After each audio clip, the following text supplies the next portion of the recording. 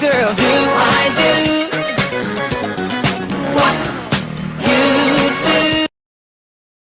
The next U.S. Senator. Can't put into words. Friend to everyday people. Listen, Jasmine Crockett has made District 30 a national district. Everybody in the nation knows Jasmine Crockett. She's the baddest sister out there. I'm talking about Jasmine Crockett, and yet as amazing as she is, as phenomenal as she is, she's remained a friend to everyday people. She's someone you can talk to and touch. She listens to you. I'm talking about Jasmine Crockett. So since Jasmine is a fighter, since she's a facilitator and a friend to everyday people, I guess I'll close by saying the future is bright with Jasmine Crockett. The future is bright. Our best days are in front of us, as dark as it is right now. With Jasmine, the light is about to break out and shine. And so, y'all, I've got confidence in Crockett. I know there is justice with Jasmine. I hope y'all get what I'm doing right now, because Jasmine Crockett, that master alliterator, is someone that we need for such a time as this. Y'all know I'm a preacher, so I got to at least use that on you, because Esther was called to the kingdom at a dark time. Esther was called to the kingdom when it looked like a people were going to get erased, and yet Esther stood up, and because she stood up, a future was facilitated. And so, y'all, here is our Esther, and I'm simply saying, in the name of Ann Richards, in the name of Barbara Jordan, in the name of Eddie Bernice Johnson, would you receive from me right now the next senator from the state of Texas? I'm talking about Jasmine Crockett.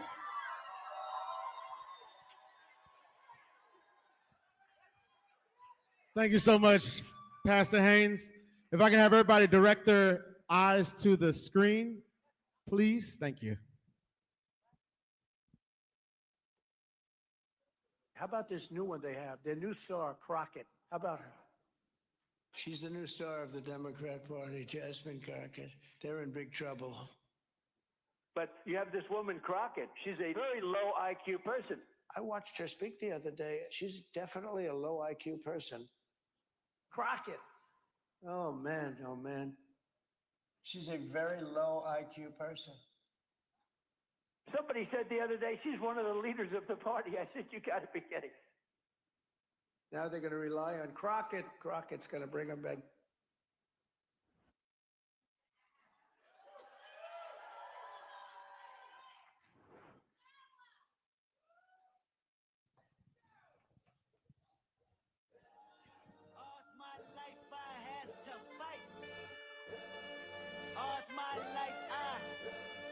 All right, ladies and gentlemen, the moment that we have all been waiting for.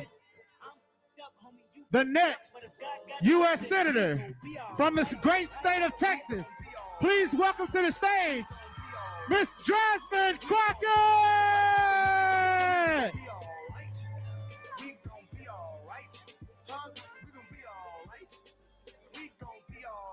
Y'all look good. Y'all look real good. But are you fired up? Are you ready to go?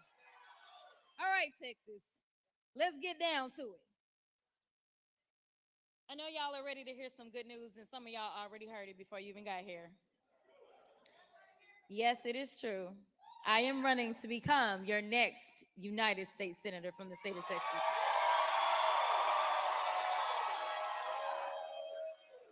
I honestly can't put into words what it means to me. You see, a lot of people think that making decisions like this, you take them lightly. I'm here to tell you that I understand that there's a responsibility. I'm not reading from my script, so they're about to be confused. There's a responsibility that lies with all of us, especially in this moment. There are a lot of people that said, you got to stay in the house. We need our voice. We need you there. And I understand. But what we need is for me to have a bigger voice. What we need is not only a voice, but we need to make sure that we are going to stop all the hell that is raining down on all of our people. So over the last couple of months, I've been thinking about our future. Where do we go from here? And obviously, I've been thinking about Texas. I thought about my classmates from law school. One is standing right up front, Mr. Anthony Farmer. I thought about the big dreams we all had, fighting for justice in the courtroom, starting our own businesses, buying a home, starting families. If you think about it, our dreams were the American dream. Opportunities for those who work hard, home ownership, jobs, entrepreneurship, and security. And that time, we were headed into the Great Recession. I took a job in East Texas for a pretty well-known family-owned law firm. I began doing class action defense work. And honestly, I wondered if I'd made a mistake. I wondered if that was really what I was supposed to be doing. It just so happened that they had just started a new public defender's office in rural East Texas. And so I decided that I would join that public defender's office. I joined it because I believed everybody deserved a voice in the courtroom. Even if they couldn't afford an attorney, one would be provided to them, and that attorney was me. I loved being a courtroom warrior. I got some judges here. They probably can't identify themselves, but nevertheless, I loved being in the courtroom. You know, I never thought that I would run for office, but some people are able to inspire others as they walk their own path. As a 27-year-old public defender walking in her path, there was someone who came along and inspired me. There was this charismatic, funny, intelligent, and exciting young candidate with a funny name who just got into the U.S. Senate and was running for president. Many doubted if this country was ready, while others, well, we got to work and kept hope alive. We didn't focus on the naysayers. We didn't get distracted by any pollsters. We remained laser focused on getting the person who was best for the job into the seat. We didn't let history diminish our hope in what was possible. Don't call her trash. Don't call her trash. Just beat the argument. Just beat the arguments. Y'all be killing me with that. You don't know shit about that woman. You don't know jack shit. Ain't as smart as her. Ain't as rich as her. But yet she trash. That's why we call fucking Donald Trump trash. Same difference. Same difference. The first thing out of your mouth is gonna be, he ain't trash. Shut your ass up. We ignored that the devil on our shoulder that sometimes tries to tell us your vote doesn't matter. The country's not ready. He can't win. And responded with that timeless American creed. Yes, we can. If you're a Trump supporter, you're a zombie. That's worse than being brainwashed. Being a zombie is worse than being brainwashed. And you're a zombie. Shut your ass up. Yes, I'm talking about President Barack Obama. How many no's do you think he heard before he got a yes? No, you can't win. No, the country's not ready for a black president. No, a black man can't get elected. No, your middle name is Hussein. No, you can't beat the Clinton machine. But every time they told him no, he looked them right in the eyes and he told them yes. He said, yes, we can. Yes, we can deliver on health care. Yes, we can enshrine equal rights. Yes, we can bring jobs back to America, create opportunities for all. And yes, we can save the economy after a Republican president sends it into the gutter.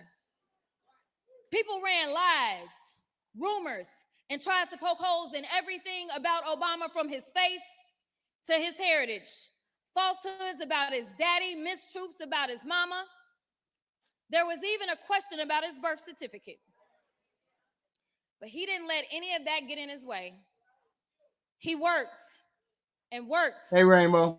And worked to inspire and instill a sense of hope. And man, do I remember. I remember hoping.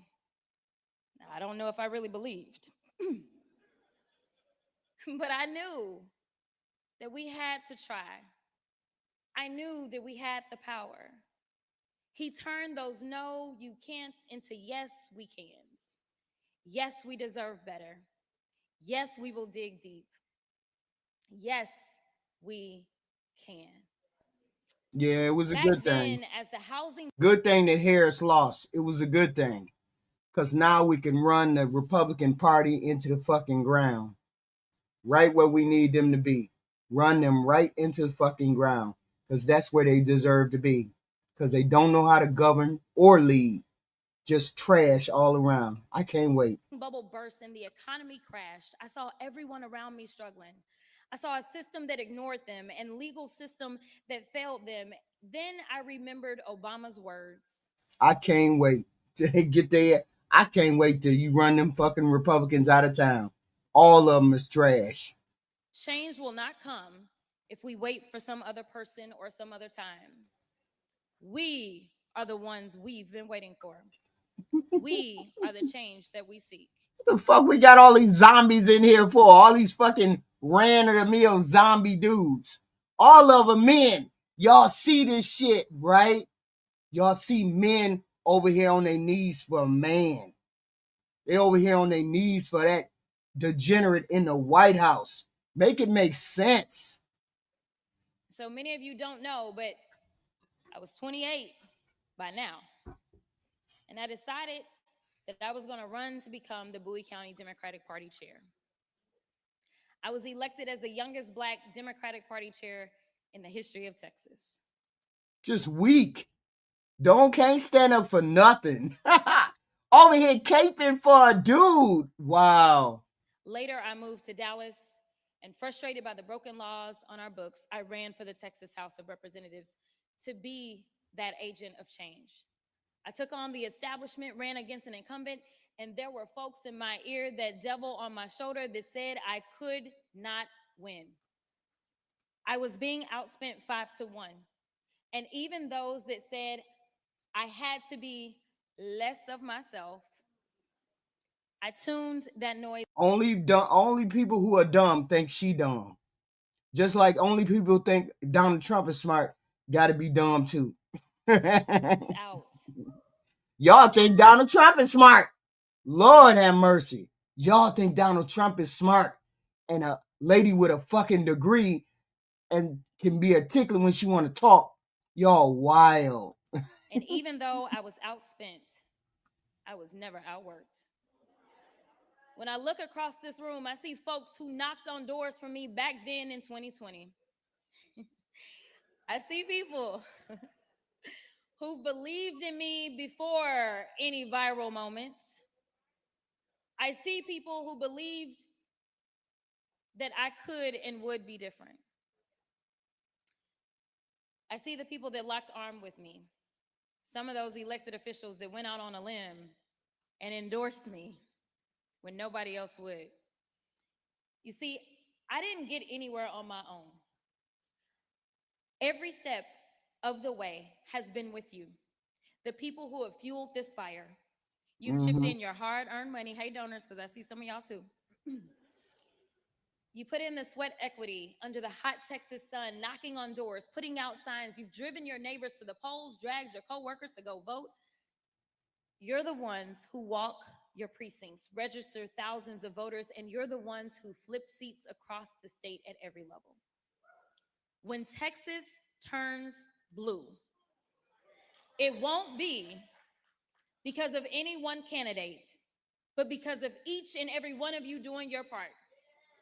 Turning Texas blue is what I want to talk to y'all about today.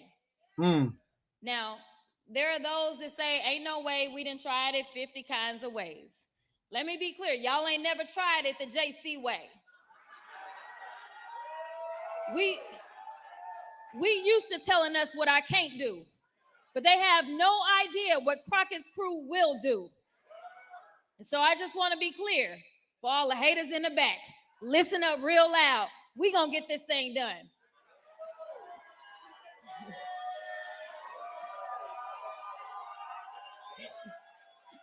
So they tell us that Texas is red. They are lying. We're not. The reality is that most Texans don't get out to vote. Don't call her an idiot. Beat her arguments. That's all you gotta do. That's all. I respect you if you can beat her argument. You can't beat her argument just talking. Y'all just talking. You just talking. The reality is that the people that I used to work with in the Texas House did everything that they could to make sure that they could suppress voices. If we were so red, they wouldn't be so pressed. Let me be clear. The reason that the governor always got time to call out my name is because he understands that I know how to speak to everybody, not just some folk. There are folks who feel like their vote doesn't matter and that nothing will change or that candidates don't speak to them. And honestly, I can't blame them. But I'm here to address those Texans specifically who feel as their vote doesn't matter. Let me tell you it does. Earlier, I talked about my first race for state representative, and I talked about the fact that I was outspent 5-1. They had the money, but I had the people. When the first batch of votes came out, I was down by 700 votes. I told my team it was over. Carmen, who's right up front, rushes down and says, "No, we about to go to elections." I said, "Y'all, it's over. We've been voting for 3 weeks and we down by 700. We ain't coming back." Around 10 o'clock, somehow somebody said, "Rep, you only down." Well, I wasn't rep then. "You only down by 50 votes." I said, "Oh, we getting good. We getting good." I said, "Now y'all tell me what's still out. Is anything out? Are we done?" Because it was getting late. And they said, "MLK is still out." I said, "Oh." I said, if anybody came through for me, it was going to be MLK. And when I tell y'all, when the votes were counted, I had won by 90 votes.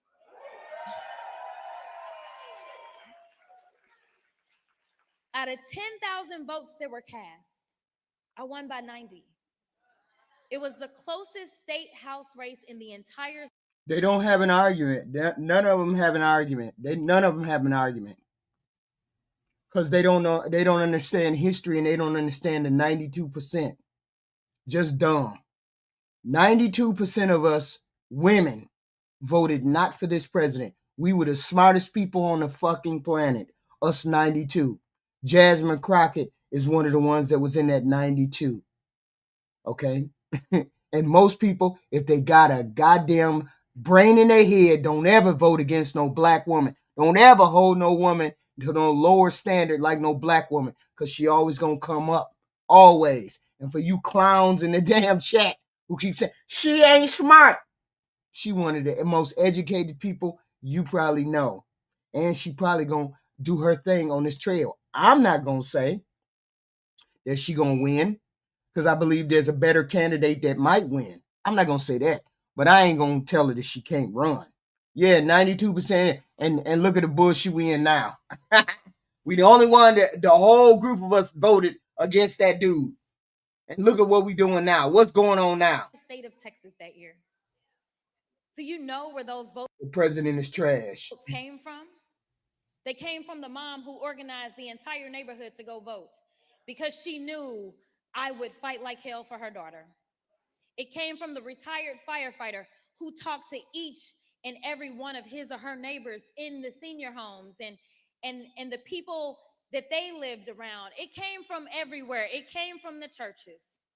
It came from home healthcare workers who ran across the street to vote. Well, I'm honest enough to say she can run. I don't think she gonna win, but she can run. I'm just going to say it. I think it's a better candidate in the race, and I don't think Texas is ready for a blue way. But then again, I could be wrong. I don't think she can win, but that's just me. So it is what it is, but she got a right to run, okay? Don't call her dumb. Beat her argument. You can't beat her argument. Just because y'all don't like the way she talked to your shitty-ass president don't mean nothing. And it's sad that it's 92% of us are right. We were right. We've been right. From day one, we've been right. at the library during their lunch break. It came from citizens who hadn't They voted. ain't never pretended to be from the hood. Stop that shit. Stop that shit.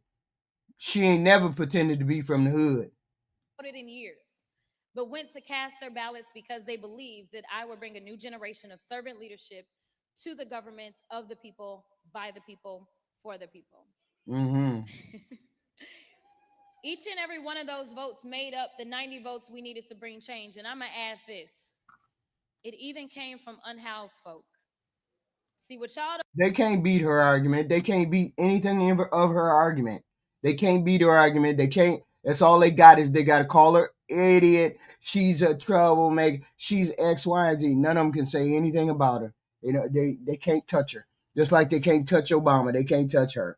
Because she stands exactly how she is. She is what she is. I don't understand. They just mad.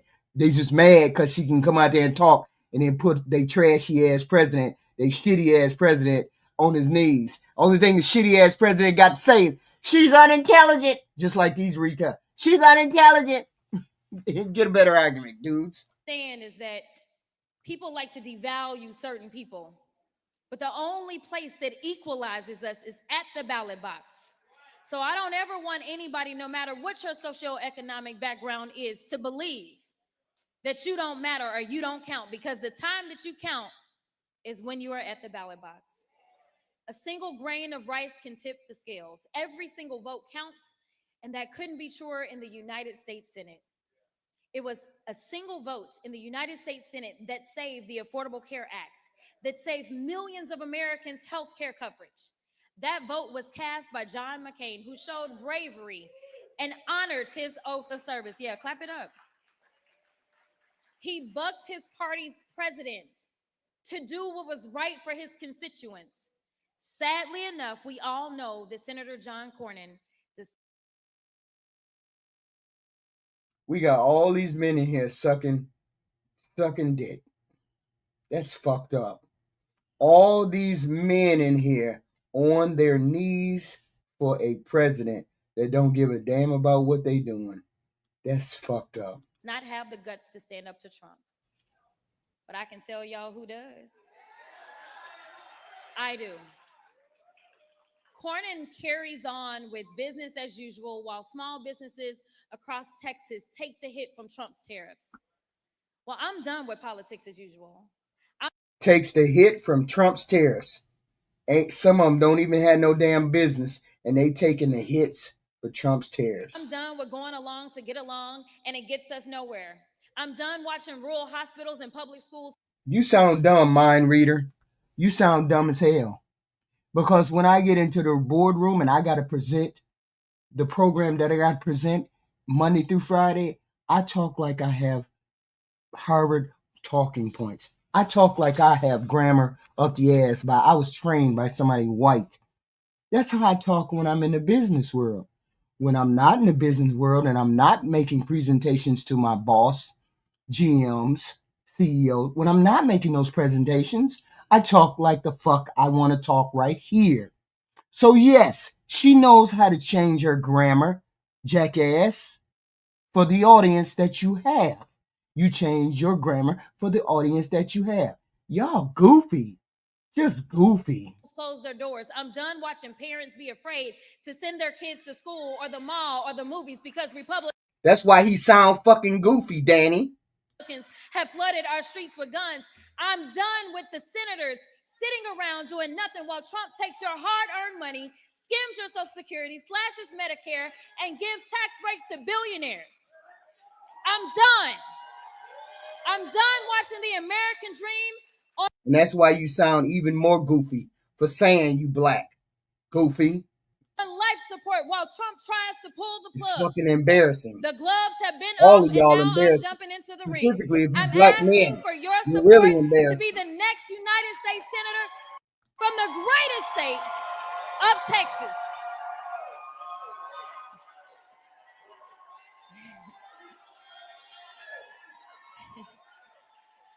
She changes her vernacular. Y'all goofy. Oh no, you ain't. Long as they don't say nothing about me, They can say whatever they want to about her. They can't beat her argument. They can't knock her off her square. They can't make her change from what she is. They're going to make it an issue. Oh, she black in Texas, but she white in New York. She black in Texas, but she white in Washington. Oh, she black in Texas, but she white on the campaign trail. Oh, she black when she go home, but she ain't black there. Just dumb as hell. Look at these zombies in this fucking chat. I'm running because I don't ever lose focus of the people and what we deserve. We deserve a government that is Yeah, y'all all whining. Y'all all whining. by the people and of the people, not one that's bought and paid for, not politicians who are self-serving and line their own pockets. Most of you know that I am a civil rights and criminal defense attorney, that I made a living arguing cases before juries and fighting for Texas who were harmed to receive justice. I have won cases and convinced juries in the deepest, reddest parts of this state. And I'm ready to make the case to the people of the great state of Texas. My experience spans both state and federal. As you may have seen, I have spent more time on the federal level than I did on the state level. And frankly, I'm very well aware of what is happening on the federal level, on the deepest levels of the federal level. If elected to the Senate, actually when? I was about to say, y'all slow. I will begin on day one fighting to lower costs, deliver on healthcare, make home ownership and entrepreneurship accessible to all, and hold Trump accountable. God I'll only hit the knows. ground running. You the only one up there that would try. She the only one that would be up there trying. I don't see nobody up there trying to hold him accountable. Not now one person. Everybody else up there on their knees. Ain't seen not now one person fight for nothing. You probably be the only one up there trying to fight and beat. It's going to be an epic battle if she wins. I don't think she's going to win. I think there's a different candidate that's in, and it's not yet red. Texas is not yet ready to turn blue yet, but this blue wave might take her in. We never know. This blue wave might take her in. We don't know, but we have to see. But I don't think but that's just me. That's just my thought patterns of it. She's all for running. She can run. It is what it is. Because I'm already in the belly of the beast right now. Many people wonder why I jumped in this race so late, and I just want to be clear that this was never my intention. This was never about me. I never put myself into any of the polls.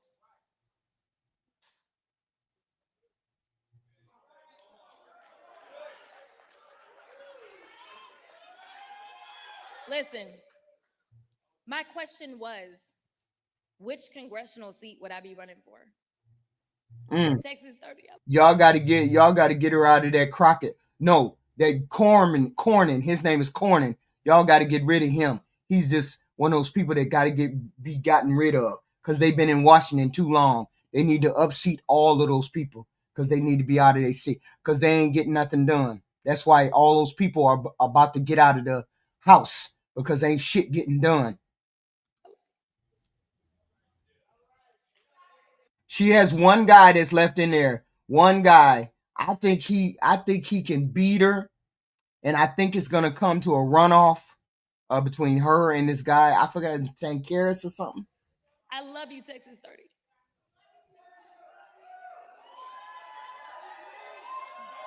Okay, I'm gonna finish. But the more I saw the poll results, I couldn't ignore the trends, which were clear, both as it relates to the primary as well as the general election. I could have played it safe and continued serving in the United States House of Representatives for as long as my constituents would have me. But I don't choose to do that because Texas, this moment we're in now, is life or death. It's all or nothing. It's now or never. We find ourselves at a crossroads. We're faced with a hard choice to make people believe. We've got to make sure that they understand that we are not to go back. We are not to allow our hard-earned progress of our foremothers to be wiped away. We lose Social Security, Medicare. We lose the right to vote, to love, and live freely. That's one path where we go back in time. The other path is learning to live in Trump's America and shrinking ourselves into the shadows. It looks like people who are afraid to worship or love freely because people are simply right now afraid to walk down the streets.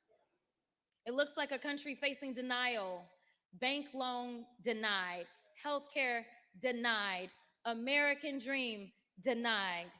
But I'm here to tell you there is a third path, a path where we move forward as one people united under a common vision, a path where we reject Trump's false promises and reject his lies and division.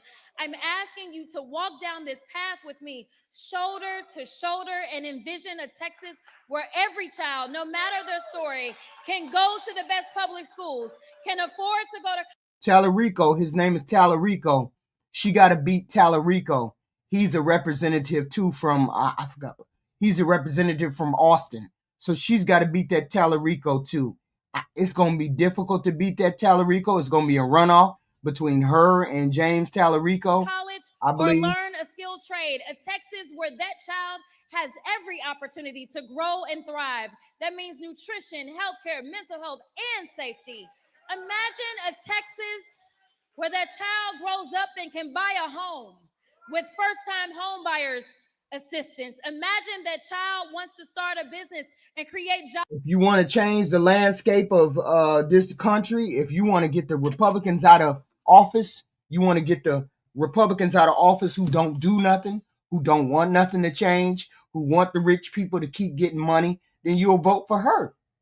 Because she damn sure don't want that to happen. Jobs in their community they live in Texas, where they can actually access some capital to get started. Now contrast that to our reality today, where a child's opportunities are limited by their zip codes. I think about the children in Houston who had their school district taken over by Abbott. I think about the children in Lufkin who went hungry this summer after Republicans cut funding for summer EBT. I think about the young adults and families in Amarillo that would love to buy their own home but can't afford it. I think about the farmer in Loving County who had to find his way to the nearest hospital miles and miles away because Texas has closed more rural hospitals than any other state. And by the way, if you know farmers, it takes quite a lot before they'll even think about going to the doctor. Y'all can keep saying it all you want to. Our choice was made. You can keep saying this 92%. This group, the zombies in the chat is wild. You can keep saying this all you want to. We being proven correct. I don't understand why you don't seem to understand that everybody is moving away from your trash ass candidate. I don't understand why you don't know that. That tells me you're more of a zombie than you think, because you don't seem to understand that they're moving away from your party. I don't understand why you don't get that. So I know this. This man was in pain, and his pain was ignored and neglected by 3 decades of Republican domination in Texas. And I'm going to keep taking down this path with me. But let's first address the elephant in the room, quite literally. I know many of you are wondering why I'm running for a seat that everyone says cannot be won. I'm on Jasmine's side. I just think Tallarico may have a firmer hold on the seat than possible. And then once she gets past Tallarico, then she has to get past the old dinosaur Corin. And she may be able to get past Corin. I don't know whether she can get past Tallarico. I'm on Jasmine's side. I would love for her to win, but it's going to be difficult in Texas, which is a still somewhat reddish, turning bluish state. She might be able to win against this wave. She might be able to ride the blue wave, because it's going to be a blue wave. because the president is shitty and all the candidates are shitty, and we know they're shitty. And most people have most people have woken up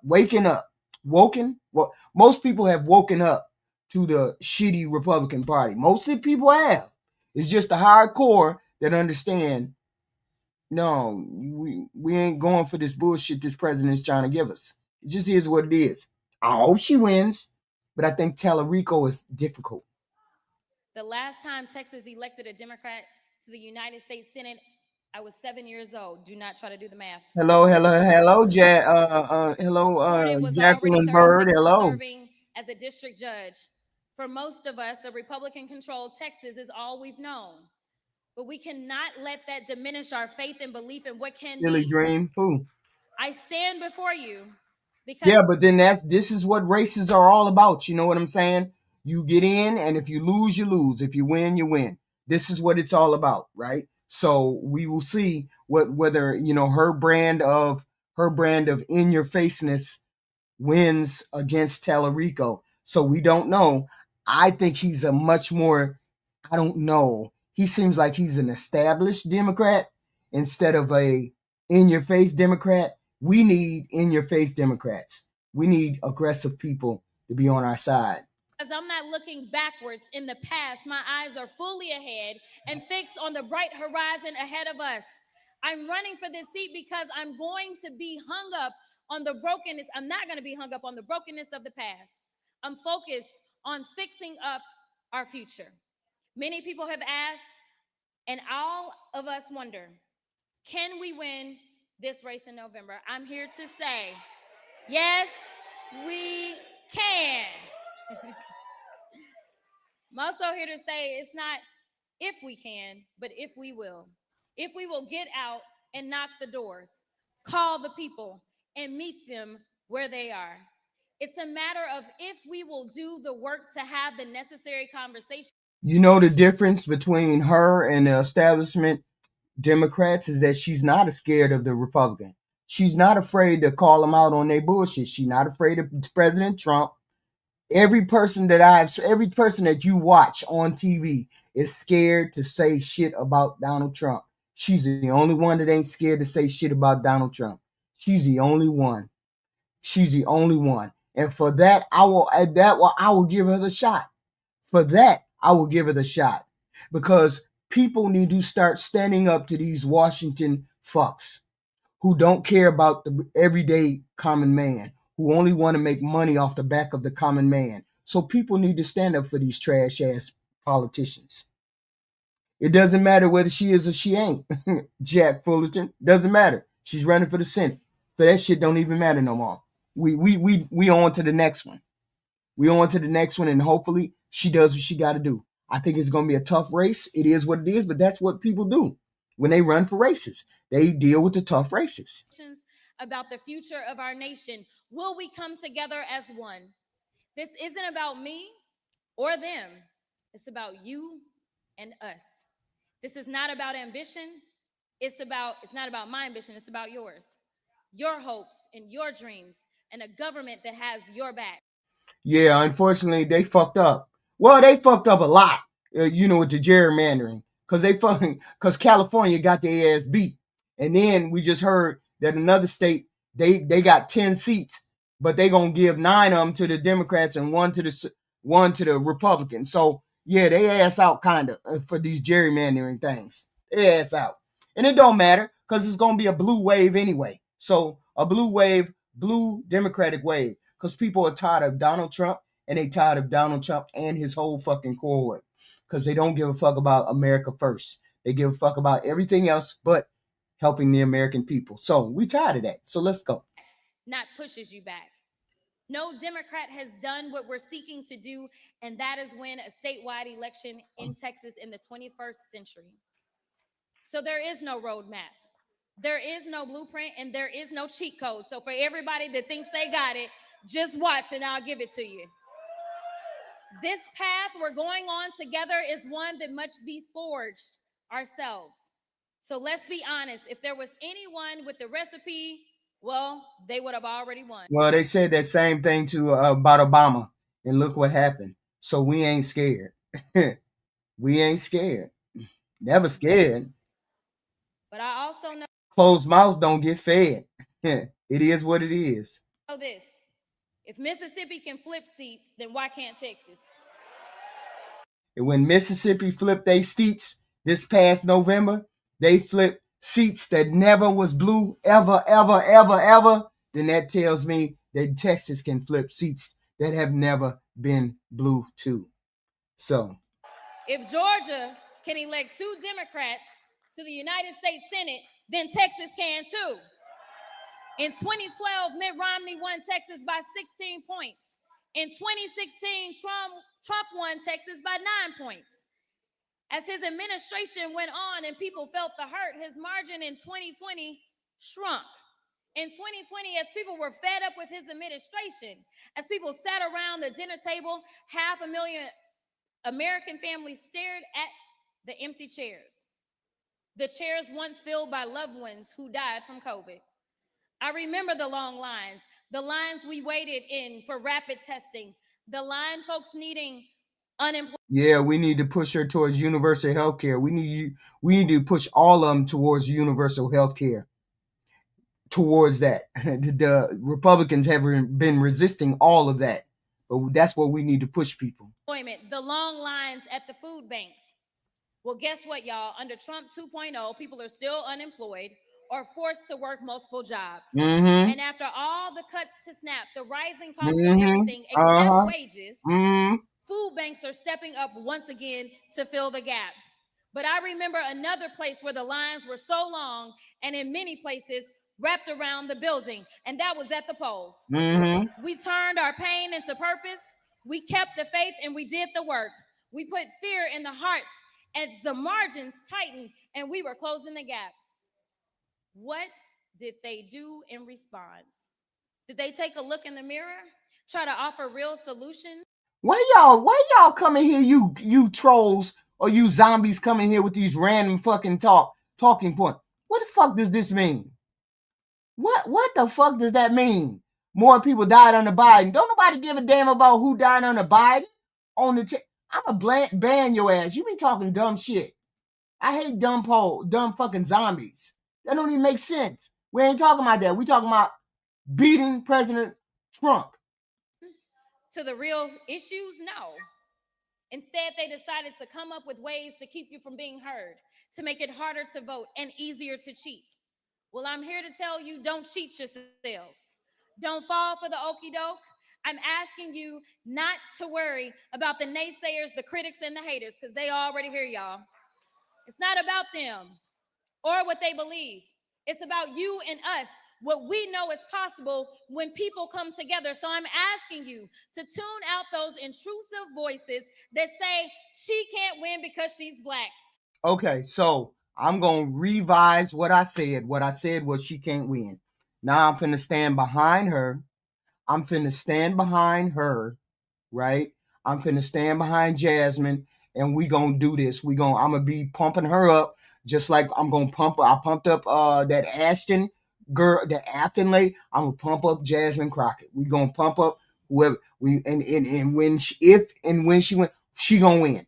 So we gonna pump her up. We gonna be on her side. Any Democrat we want to pump up, we gonna pump up. She says she want to do it. Let's do it. Because she's a woman or because she's a Democrat. If you believe women should be in all spaces, then I ask you to stand with me. If you believe we should be judged by the content of our character, then I'm asking for your support.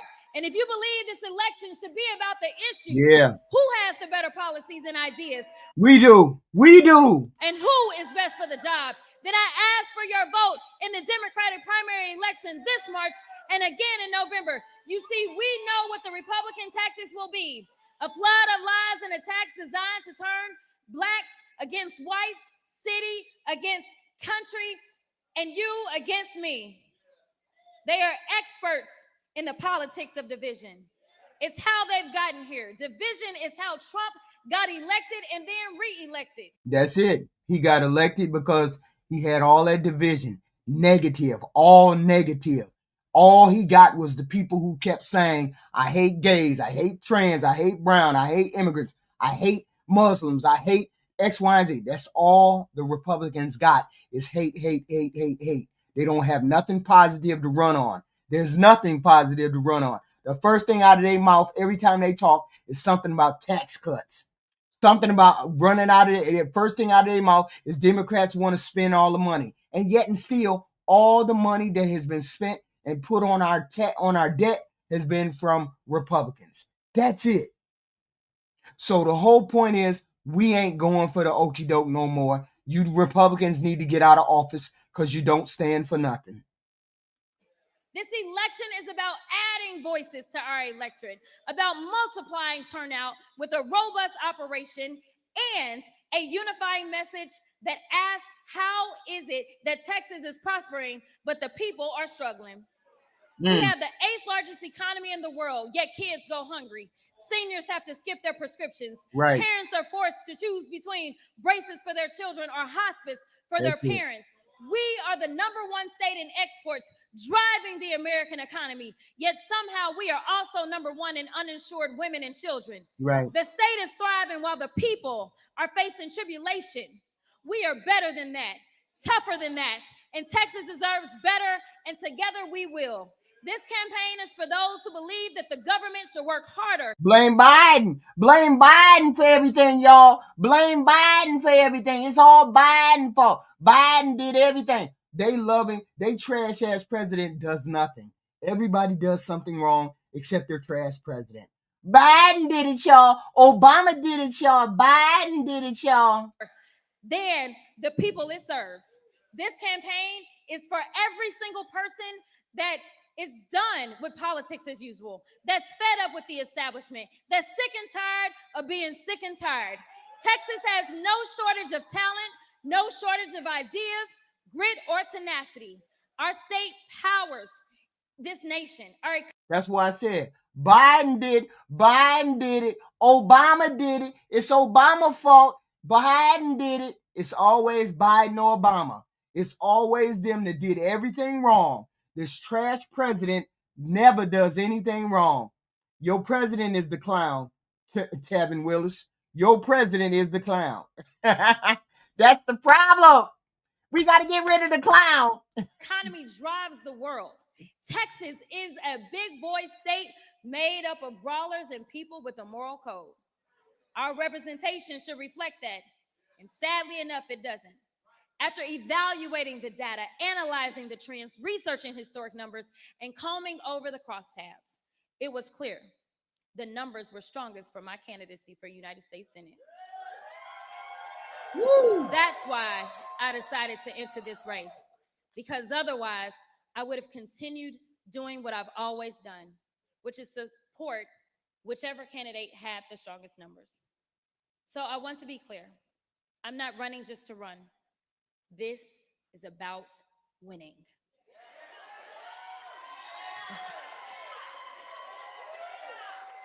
As a candidate who is constantly attacked and seen as a threat, it's because I am.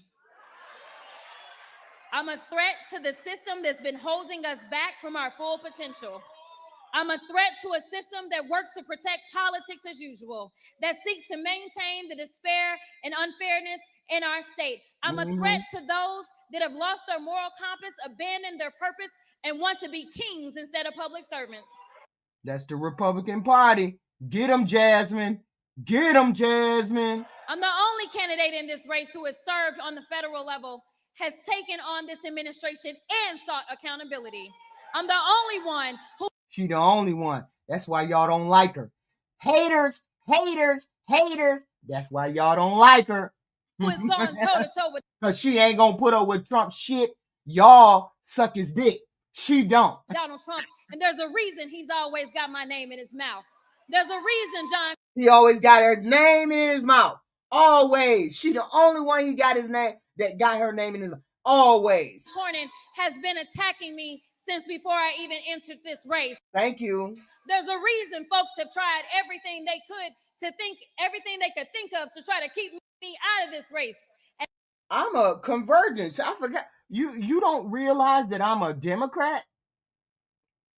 Realize I'm a Democrat? Well, who the fuck else would I vote for if it ain't the Democrat? What the hell? What do you mean you can't believe I'm going for this? I'm riding till the wheels fall off. Ain't that what the Republicans do? The Republicans ride till the wheels fall off. I'm riding until the wheels fall off. What you talking about? And I believe that's because Trump has seen the same numbers I have. I have a track record of getting people out to vote. No, Chris, you're the one who's eating the bag of dicks. All the men in the chat are eating the bag of Trump dicks. I love Moving people who were I love it. disillusioned with politics and felt like their vote didn't matter. Since running for public service, I have vowed to increase accountability, accessibility to every office I've held. Through it all, I've never lost sight of the people. I've built winning coalitions and brought together voters of all backgrounds, all stars and stripes, and every walk of life under the common belief that government should be of and for the people. Government should work to make living easy for those who work hard for a living. My message, rooted in slashing costs. He can't explain himself, Denzel. He can't explain himself. He just talking. EDZ just talking. He's a zombie. Don't listen to him. They zombies. They all zombies. They can't articulate a position. They can't articulate the bullshit that they boss do. They can't explain the bullshit that they boss do. I can't engage with goofy people, zombies. I can't engage with zombies. Making homeowners. Ain't a thing that come out of her mouth a lie, Tevin Willis. You just mad because she be taking your trash president to the fucking hoop. And entrepreneurship attainable for all, strengthening and growing the middle class is one that Texas, all of Texas, from the Panhandle to Port Arthur and from El Paso to East Texas, can believe in. This campaign is about winning with a strong, multiracial, multi-generational coalition of people that is reflective of this great state that is, by the way, 61% people of color. There is room in this campaign for everyone who feels like our state is heading in the wrong direction. And that's the majority of Texans, whether you live in Dallas County or Dickens County. Groceries are too expensive. The light bill won't stop going up. People are being crushed by their rent or their mortgages. That's why I'm running now, to get Texas back on track, to be a fighter for the middle class, hardworking Texans, ranchers, farmers, young families, oil workers, small businesses, and everyday people who make this state vibrant and make us an economic powerhouse. Today, under Trump and 3 decades of Republican rule in Texas, those very Texans are under daily attack. They are attacked for how they worship, who they love, what language their grandmother speaks. And you don't know who will be next on the chopping block. I'm running to protect Texans from these attacks and safeguard the rights our Constitution guarantees. I'm running to knock down the door to opportunities that have only been cracked open for the elite few. I'm running to make home ownership and entrepreneurship pillars of the American dream. No, y'all gotta understand. The Democrats, they ain't got no fucking message. They ain't got no leader. But they better than any Republican that they can put up. Because the Republicans that are there don't stand for nothing. They don't stand for nothing. They ain't shit that they have done for the American people. They don't stand for nothing. They ain't got no policy for the poor people. They ain't got no funds for the poor people. What did the big beautiful bill do for anybody? I don't see jack shit that they done did for the American people. Nothing. They didn't lower no gas prices. They ain't got nothing to do with gas prices, Chris. Damn, y'all be saying goofy shit. They ain't got nothing to do with gas prices. Now put it in the chat. Put it in the chat that what these Republicans done did for you that made you richer, that made your life better. Not one damn thing. Ain't nobody been able to tell me one damn thing. Cut taxes where, dumbass? Cut taxes where, jackass? Where? Where? Explain where. I want to know. Just be saying dumb shit. And obtainable reality for all Americans once more. I'm running to get Washington back to work on issues that actually matter. Together, we will send a signal to the entire nation The Democrats ain't got shit going on. Not a damn thing going on. But they better than any Republican that you can put up. They better than any goddamn president that you can put up. Because your president is trash and he hasn't done anything for regular, ordinary, everyday Americans. Not one thing has he done. Not one. And nobody can put it in the chat that he's done anything. Don't mess with Texas. And certainly don't count us out. I believe I am the candidate in the strongest position to defeat whoever emerges after they finally get out of their stuff. Even if that's my buddy and dancing partner. Biggest tax cut in history. For who? Goofy? For who? You ain't got, and you don't see it in your paycheck. Goofy? For who? Just be saying dumb shit. You over here sucking rich man dick. Shut your ass up. You ain't got no damn tax cut. John Cornyn.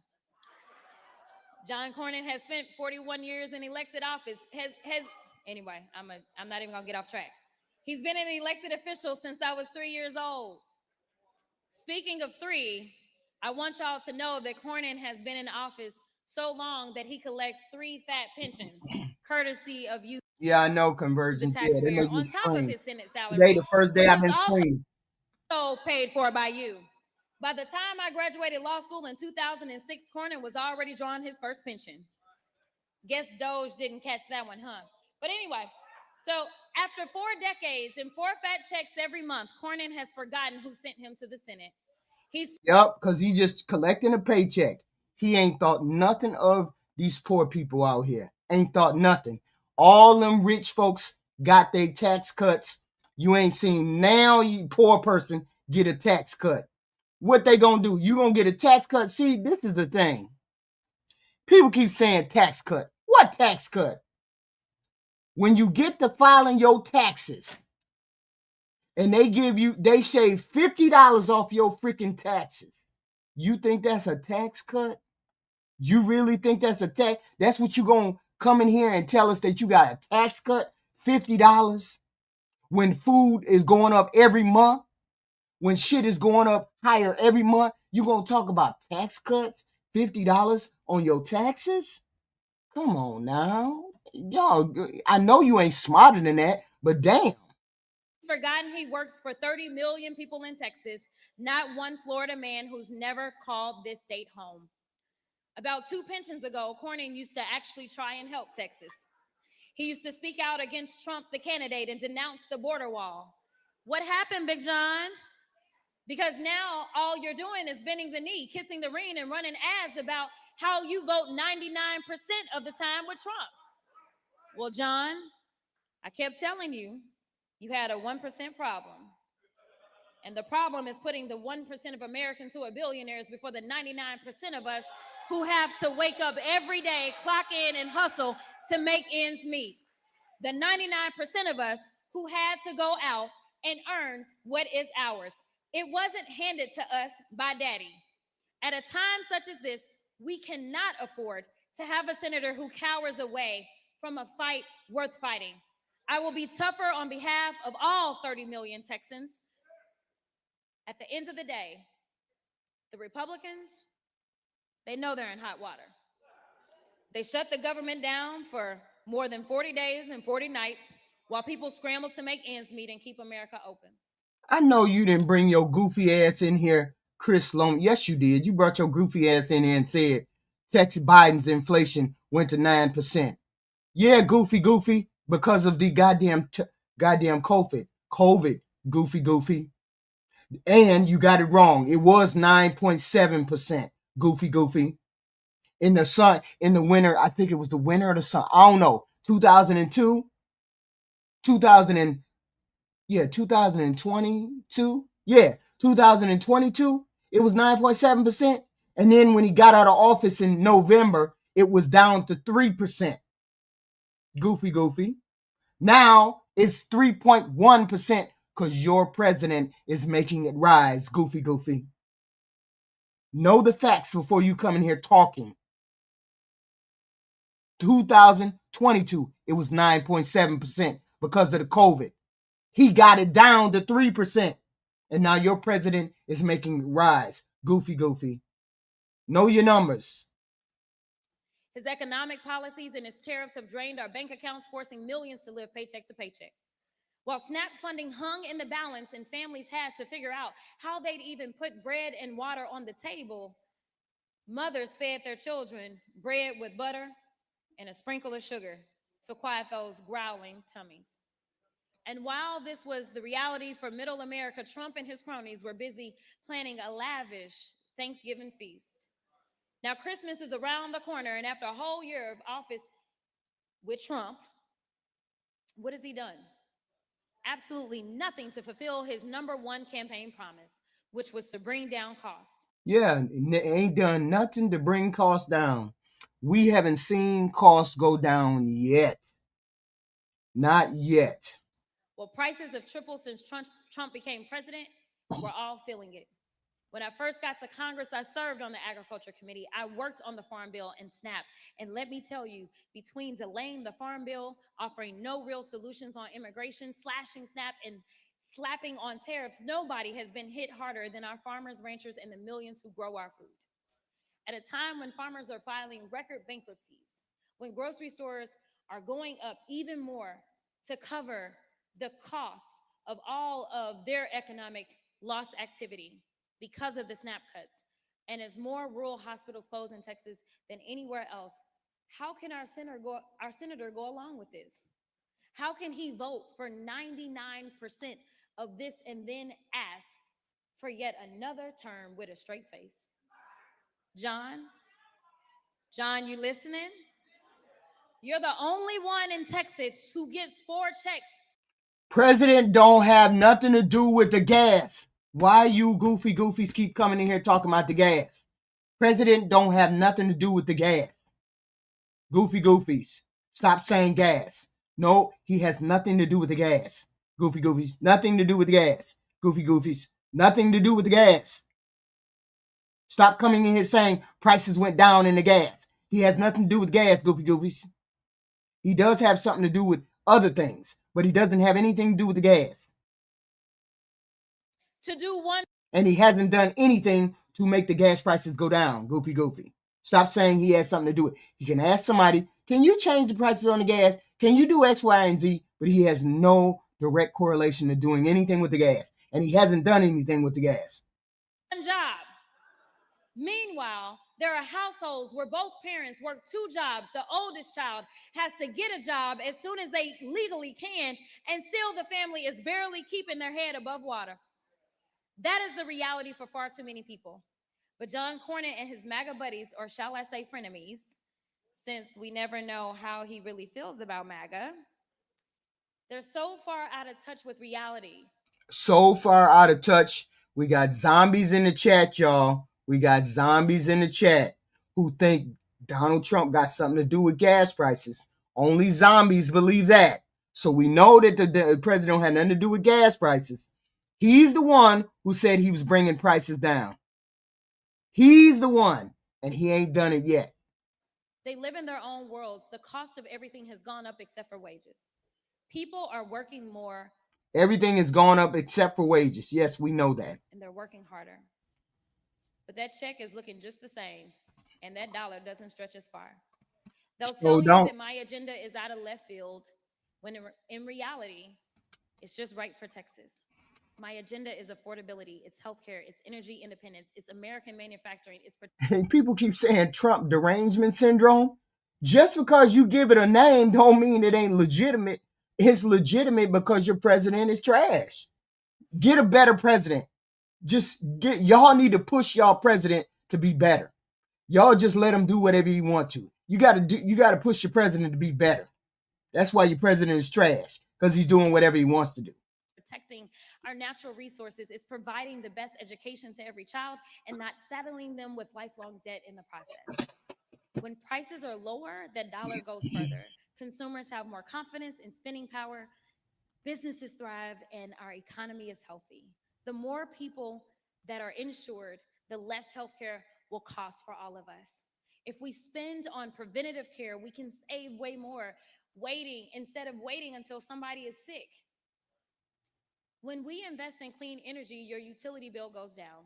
When we build more housing, the rents and mortgages come down. When we have more affordable childcare, Head Start, and universal. Yeah, dumb. But that word socialist don't mean jack shit, white boy. That don't mean jack shit, white boy. Pre-care, then families will have that huge burden lifted from them.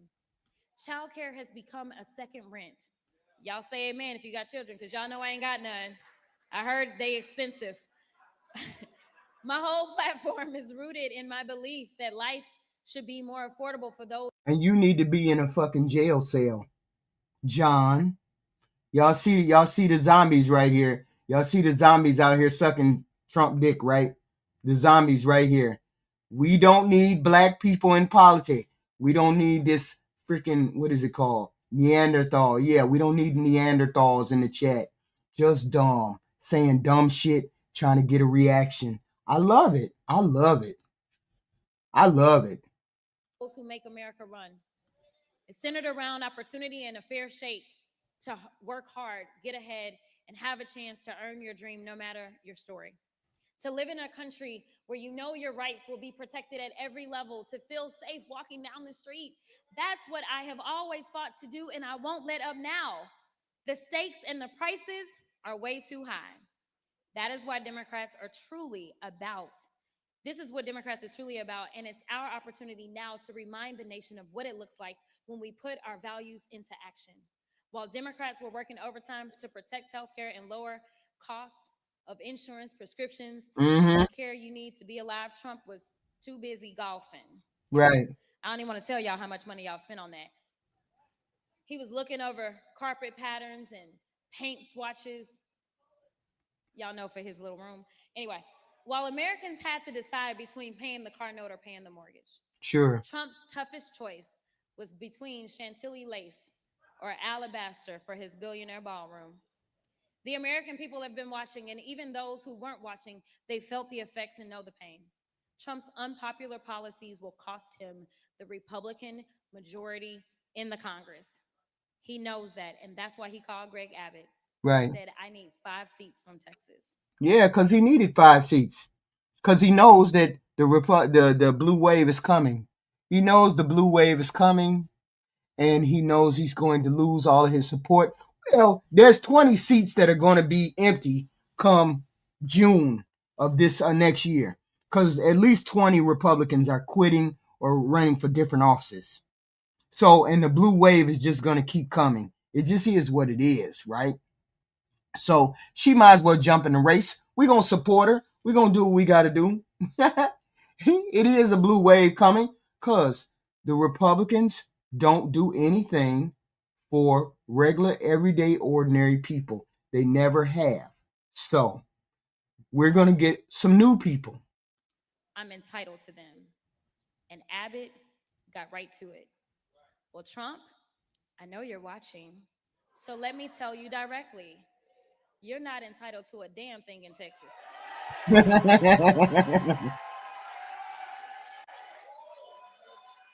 You better get to work because I'm coming for you. He knew he would lose.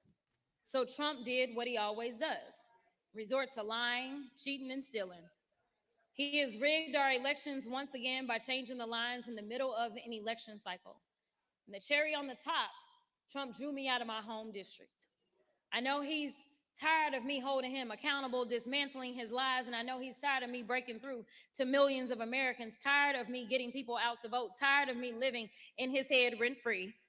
Well, Mr. President, you couldn't beat me at the ballot box. And so, as y'all know, a judge that you appointed, Mr. President, he said your maps were unconstitutional, but you ran it up to your loyal activist cronies at the Supreme Court and snatched representation away from almost 500,000 people I represented right here in CD30.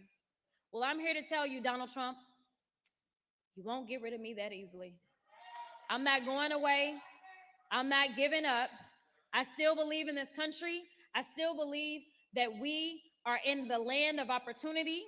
I still believe in the bright beacon of hope amidst a sea of despair. I still believe Texas will lead the way and prove to this nation and the world what I know to be true. So I'm asking you, will you join me in this campaign? Will you join me in the work and turn this moment into a movement? I'm asking you to wake up every day between now and November, yes, every day, and ask yourself daily, what am I going to do today? You can't beat her argument. That's all you can do is talk about her. That's all y'all talk. That's all you did. I'm amazed at you white people. I'm amazed at you white men. Because you white men come in, she's not smart, she's dumb, she's X, Y, and Z. You motherfuckers had 400 years to be rich and be healthy and be all the way in the front. And she still caught up with you, traffic. She still caught up with y'all. She still caught up with y'all. That's all you do is call her names, but she's still better than y'all. She's still doing better than y'all. That's wild. All you white boys in here, and she's still better than your trash ass. All you men, not just white men, all you men, period. Because it's black men and white men in here trashing her. Yet, she's better than all of y'all. Trash asses. All of y'all. No, because she can articulate her ideas. Because she's not afraid of Donald Trump. She's not on her knees sucking his dick like you are. The illegal, the radical, trash president that you all like so much. She at least has a little fight in her. Y'all don't even have no fight. Y'all just standing there getting kicked in the teeth like a dunce, like an idiot. Y'all just standing there taking people, beating you up. The world is beating you up and you just standing there. I can just do what I can do. Everything is just okay. It's fine. Don't have no fight in you. All you men, no fight in you. But yet and still, she's the dumb one who's trying to fight. But y'all ain't got no fight in y'all. Just, what is it called? It's called the zombie. That's it. The zombie crowd. All y'all zombies. To elect the leadership I wish to see, who I'm going to call today about why I need to vote. What will my contribution to turning Texas blue be? It's also why I've sought to bring about unity within our party as well. I did my best to make sure that we had a strong ticket with candidates running up and down the ballot. We're not leaving any races out. Everything is on the line. I need you to know that this is bigger than any one person and any one candidate. For us to win this race, we have to win together. We have to run as a team. Like I said before, and we'll keep echoing, this isn't about me. This isn't about them. It's about you. We're going to go and win this election for the people. As I close, I want to send a message to Donald Trump and the whole nation. Don't take Texas for granted and don't count us out. It's our time. We are one. God bless Texas and let freedom ring. Don't be mad. Don't be mad. Zombies, don't be mad. Don't be mad at her. Don't be mad. You're zombies. What you do is you listen to Donald Trump's voice, then you put your arms out, open your mouth, and then your eyes glaze over, and then you walk towards his voice. That's what you all are. You're a bunch of zombies because you don't do anything, and the people that you follow don't do anything. Mad. Just mad. Just open your mouth, put your arms out, let your eyes glaze over, and keep walking. That's what you do. That's what you do. Oh, ain't no racism nowhere. I'm talking to all you zombies in the chat. Whether you're white, black, or Hispanic, you're zombies. Because only zombies would come in here and say, she's dumb. She's an idiot. Don't have no argument for it. Don't have no argument for it. Only thing they see is her arguing against Donald Trump. But she's the idiot. No, you're the idiot who keeps going to work every day and not making any kind of fucking waves. You're the idiot every day that you go to work and you pay bills and you blame Biden, and Biden ain't even in the goddamn White House. You don't have nothing to say about this idiot, this trash ass idiot that's in the White House. You don't have nothing to say about him. He can't do no good. He's an imbecile. So are you.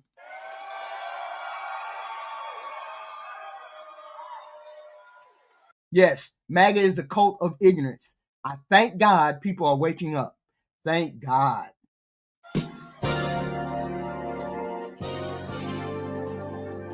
Thank God.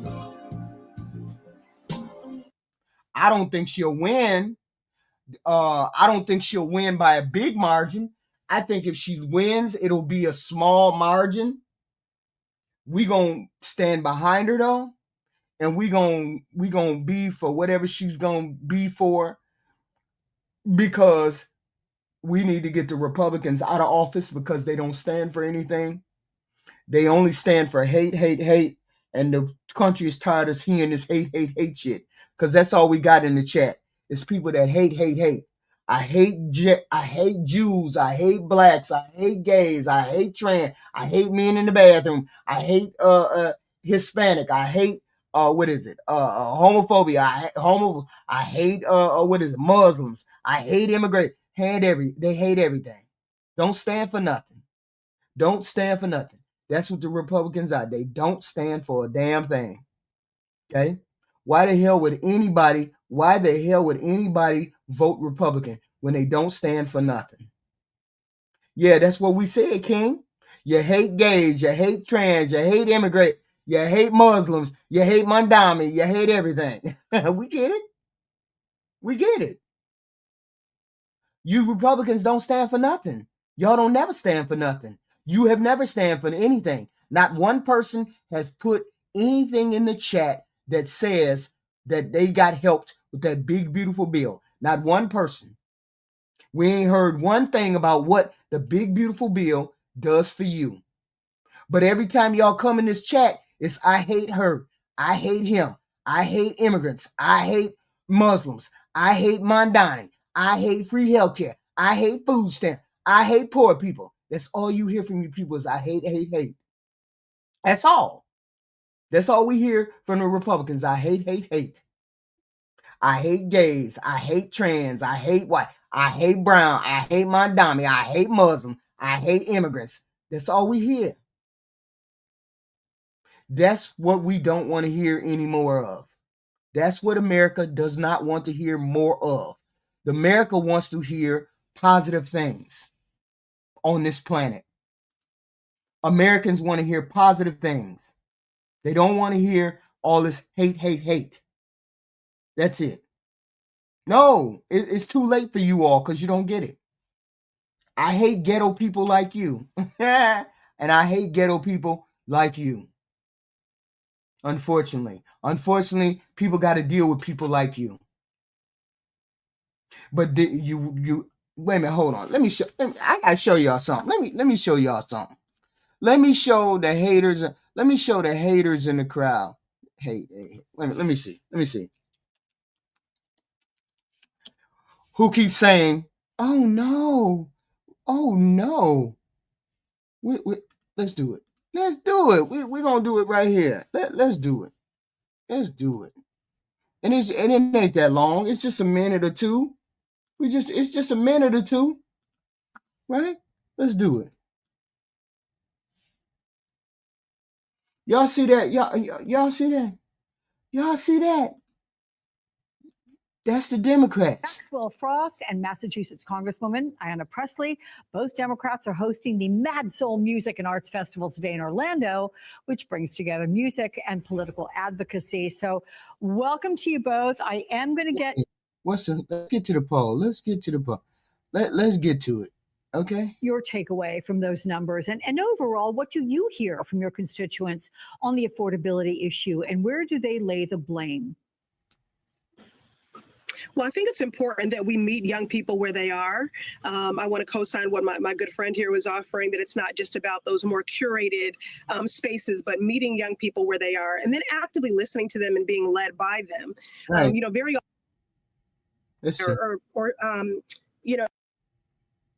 Let's do some more. Hold on. Oh shit. Here's some poll. Hold on. Let me get it. Because our opposition isn't doing a good job doesn't mean anything's just going to be handed to us. So I remember my first term in Congress, everyone told me, wait till we're in the majority next term. Wait till we're in the majority next term. I'm in my next term. We're not in the majority. And I really think that what we do with the numbers, what we do with the situation we're in will dictate how many seats we get. So yeah, I'm feeling good. I'm feeling confident, but I'm not just going to rest because Donald Trump is making horrible decisions. We knew he would make these decisions. We warned people about it in the last election. Now we got to go and tell folks, look, I'm not concerned with the way you voted last November. I'm concerned with the way you vote next November. And this is about addition and subtraction. And so we got to get that sweat equity on the line. We got to go out and win every seat that we can and make sure that people know that no matter what community you're from the most rural of communities to cities in our country, that Democrats are there for you. And if we don't get that message across to everyone, we're not going to do as well as we think we are. Here's my guy. Hold. Very confident. Here's my guy. Here's my guy right here. Here's my guy. Here he is. Here's my guy.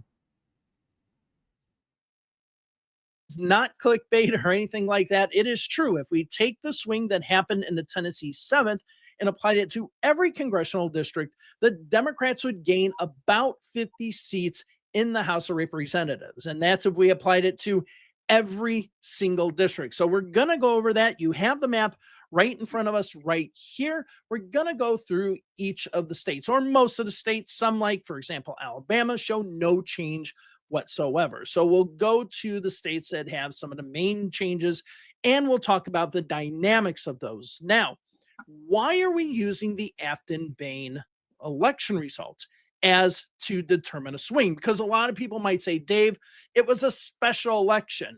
Yes, it was a special election.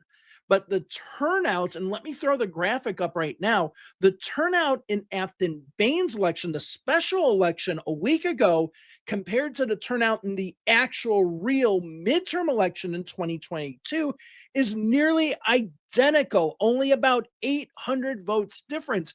So we can look at the election that we had last week, the special election, say that replicates a general election in the midterms. It isn't, it's 60% down from what we would see in a regular election, so we really can't count it. No, the fact that these votes are nearly identical shows that there is a true swing happening. Now, there is one caveat that I want to say, and that is that not every state, or every district is going to see the same swing, mostly because each district has their own dynamics. Maybe some congressional candidates in 2024 did worse or better than what was expected, and so on. So you have to look at this. I think this dude is in Tennessee. He's telling you that the Republicans are cooked. He's telling you the Republicans are cooked. This is one of these rural town persons who do polls of his people. He's saying you Republicans are cooked. That's what he's saying. Midterm. So the swing, that Afton swing in Tennessee, he's saying that's how it's going to go for the rest of the country. Each district differently, and each district with their own little caveats. But this is just a uniform swing to kind of give us an idea of what districts are competitive or not. All right, now before we get into it, I just want to remind you all to subscribe to the channel, like the video, comment down below. If you want to become a member of Patreon, please go to my Patreon, link down below. It's connected also to my history channel, and I have in the next few days a history video coming out about the Howard Dean campaign. All right, so we're going to start at the west, and we're going to work our way over to the east. So the first one is Alaska here. So Alaska would be a flip for the Democrats. It was very, very close last time. The incumbent lost, which was a Democrat. Now it looks like that we're going to flip that over. So this is a definite, as of right now, pickup for the Democrats. As far as California is concerned, we aren't seeing much change. Now, before we get into it, the swing, I applied the two-party swing to either the 2024 election results for Congress, or if it's a state like California, Texas, Ohio, and so on that have done redistricting, I took Dave's redistricting here and looked at their Democratic and Republican numbers and applied the swing to those. So there are 5 states that we're going to have to do that in: Texas, California, North Carolina, Ohio, and Utah. Now, if we go up to Oregon, not really any change. Now, this one here is the Washington 4th district. Now, the congressional race was much closer than what we were expecting to see in that race. This is typically a Republican plus like 11 or 14 district. It should not go Democratic. So even though this is blue, I don't expect it to stay blue. Now, if we go over to Montana, this is the Ryan Zinke seat. This one does look like it's going to change. So Ryan Zinke only won it 52.3 to 44.6 last time. And this... Wait a minute, let's be clear. The polls never said Kamala was going to win. The polls said they were neck and neck. Get it right. That's what the polls said. Get it right. Okay. This also includes a lot of college towns and a lot more liberal voters. So it does have like Bozeman in it, Missoula, and others. So yeah, goofy mind reader, goofy. Go see the video I just did this morning about what the hell? About Marjorie Taylor Greene. I was on the camera all day with that Marjorie Taylor Greene video. Thank you very much. Oh, and by the way, that picture right there is me at 54. Shut your ass up. This looks like a decent opportunity for a pickup. So this one over here in Washington, and that's kind of a red herring there, whereas this one actually is a good opportunity. Now we have the Utah 1st congressional district that would go Democratic. I've already talked about that in my Utah video. Now, let's go down to Arizona and Colorado, because the one thing that you might have noticed here, let me zoom out a little bit, is that if this swing actually happened, this would be the highest percentage of Democratic seats in the Mountain West since the 1964 landslide of LBJ, where in the West, the Democrats did quite well. We could see that here with that swing. But again, like I said, you have to look at the dynamics of each district. Now let's go into Arizona and let's look at the possible pickups. There are 4 possible pickups. So David Schweikert seats right here. He has been able to hold on to that seat for a while, and Democrats have always been wanting to pick it up. Now they have the opportunity. He's running for governor, so that is now an open seat. He only won it 51.9% to 48.1%. Now, if we look at Eli Crane's district up here, it's a little bit more of a gap for the Democrats, but according to the swing, Eli Crane would lose it to a Democrat by 4.1%. Up here, you do have some liberal areas, and you do have Navajo Nation, other places up here that push it more liberal. Now, if we look at the 6th congressional district here, this is Gabby Gifford's old district. The Democrats look to be poised to flip that seat even without the swing. It does look like a strong flip for the Democrats. And then here, just north of Phoenix, we do have the 8th congressional district. I think I said this one was the 8th. That's the 6th. This one is the 8th congressional district, which would be a very close district. If we apply the swing, the Democrat would win by 0.1%. So it's probably highly unlikely that they'll get that swing. But this is a place that is usually decimated by affordability issues. If we look at some of the places that were really hit during the 2008 financial crisis, this would have been one of those districts that was hit hard. So we have to look at that. Now let's go ahead and look at Colorado, where there are 3 pickup opportunities for the Democrats. So the first big opportunity here would be the 8th congressional here, with Gabe Evans winning it last time in a very close election. This was probably the district here, the 8th congressional district, that the Democrats should have won, but they ended up losing. Gabe Evans won it 49% to 48.2%. So It was a very close race. If we apply the swing to it, the Democrats should win by 12.3%. This should be an absolute flip. Now, this one out here, we'll see how that works. This is Jeff Hurd's current district, the Colorado 3rd. Now, this used to be Lauren Boebert's district, but Adam Frisch has now run twice there and has performed quite well. So if Adam Frisch runs again and performs well, he could actually be the congressman here.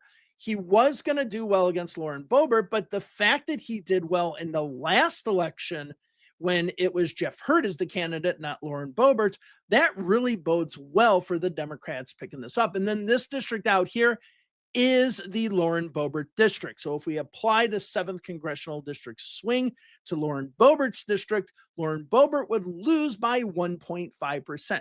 It is a very close race, but she would lose nonetheless. Now, if we look at most of these areas, we don't have any change except for the fact that Don Bacon's 2nd Nebraska seat would go strongly to the Democrats. Okay, so Bacon only won it 50.9 to 49.1. The Democrats with the Tennessee swing in it, I guess we'll just call it the Tennessee swing now, would win the seat by around 11.7%. So that is strong. Now, we'll get into, there's nothing to really get into California. We'll get into Texas in a few. We'll get into North Carolina and Ohio as well later on because these have the redrawn maps and I want to talk about those. But let's go ahead and go to the Midwest and industrial Midwest. We don't have any switches when it comes to Minnesota. And when we get to Iowa, we start seeing the switches. So the 1st congressional districts here with Congresswoman Miller Meeks should be a flip for the Democrats. She won it 50.1 to 49.9 last time. This should be a flip. Now, what's interesting is that this website, we'll see if anything comes from this, Bleeding Heartland, is showing that she is actually using public funds, taxpayer funds, to do essentially campaign ads. She's basically campaigning with public funds. So it'll be interesting to see if this kind of becomes a big issue. Now, if we go over to the 3rd congressional district here, this is Zach Nunn's district. Again, should be a district that the Democrats perform well in, and we'll see if they pick that up. And let's not forget this district, which is the 2nd congressional district. I think it's a Republican +4 district. And the Congresswoman there, Ashley Hinson, is running for the U.S. Senate to replace Joni Ernst. So that makes this an open seat. If the Democrats are able to get a strong candidate, they should be able to, in a close election, pick up this seat. So there could be the opportunity for 3 pickups. And I truly believe in Iowa, the possibility of 3 pickups is a pretty decent possibility. Now, if we go over to Wisconsin, there are 2 congressional districts that we're looking at. Well, maybe even 3. So we have the congressional district up here by Green Bay that could be a close one, but it probably won't. But then here on the west side of the state, we have the 3rd congressional district right here. So the 3rd congressional district was close last time, 51.4 to 48.6%. The Democrats with the Tennessee swing should win it by 10.7%. But what's even more interesting is this district here, the Wisconsin 1st. Now, this used to be Paul Ryan's old district, or I should say part of Paul Ryan's old district. And if we see the Tennessee swing here, the Democrats should win by 3.3%. Now, Democrats used to hold this seat.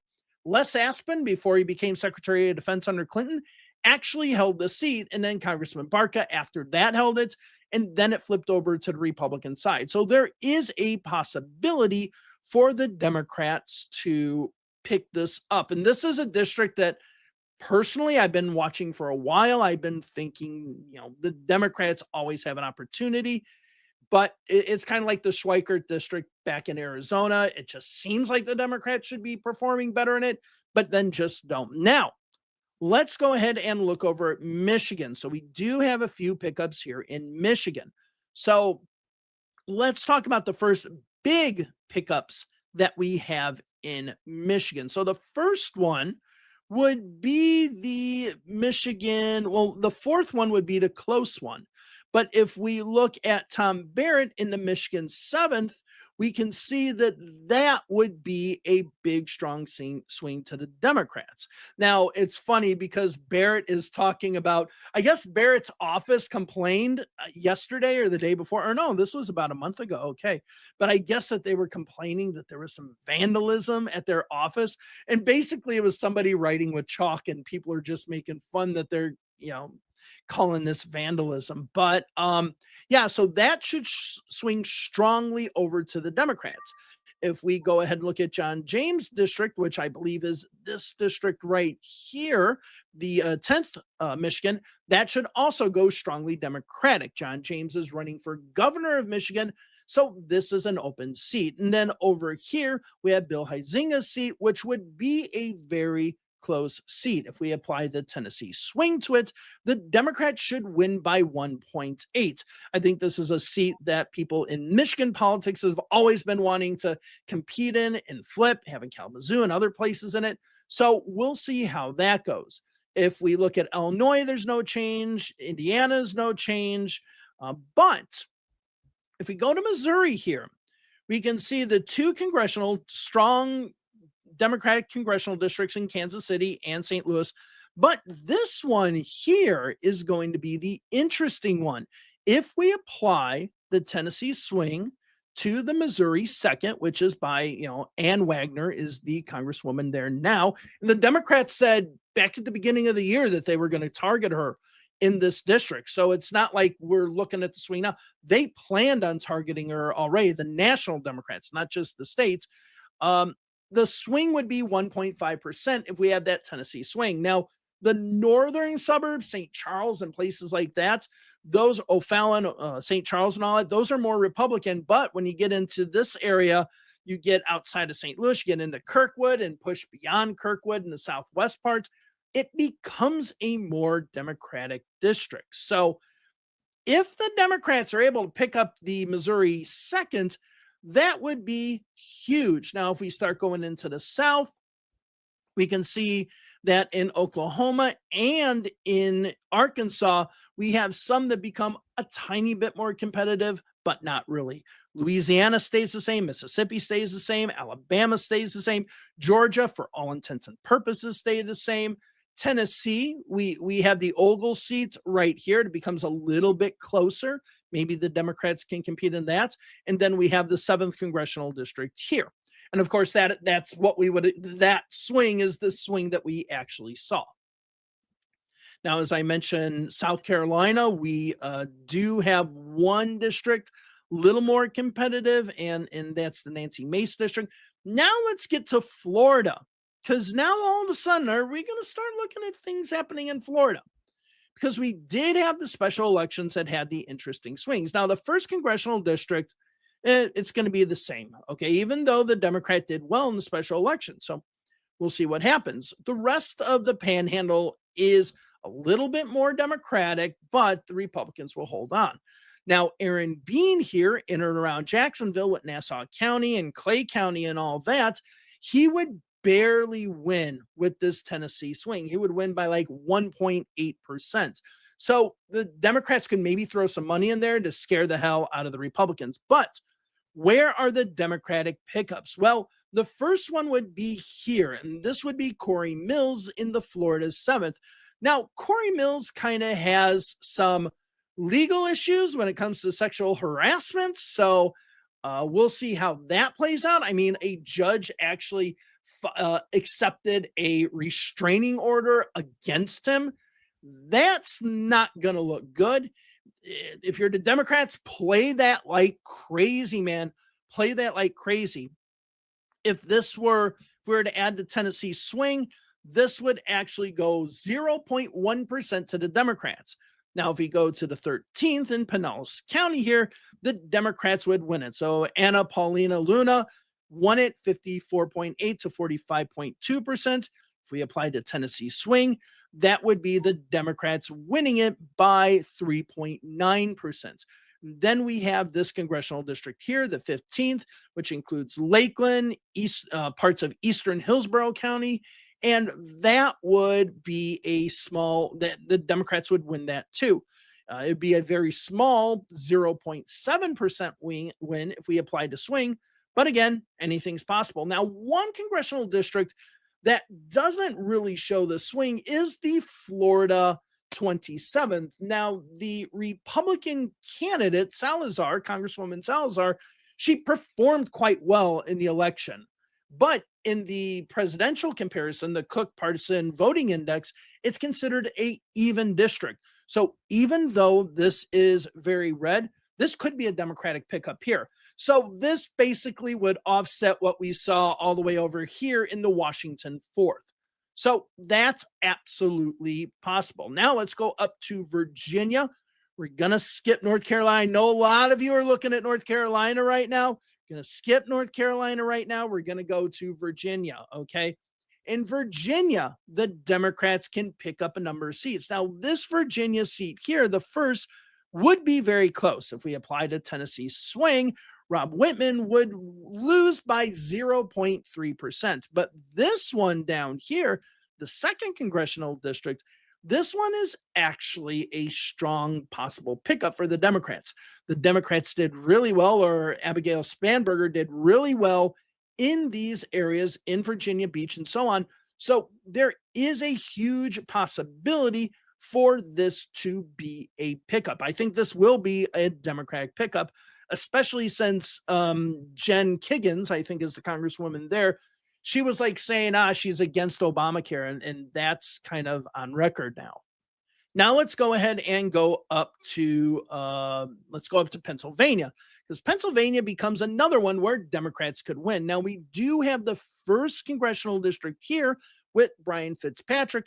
He'll probably hold on to that, but if we did have the Tennessee flip, he would actually lose by 0.3%.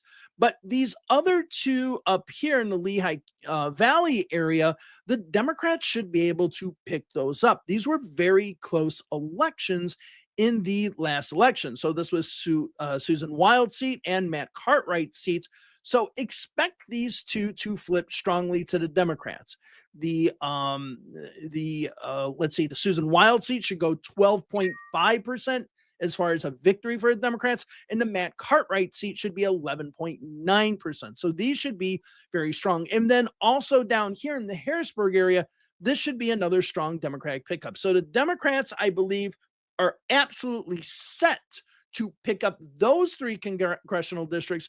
However, this first congressional district here with Brian Fitzpatrick, I'd say that's kind of a little bit hairy. Now, if we go over to New Jersey, we can see that Tom Keene Jr.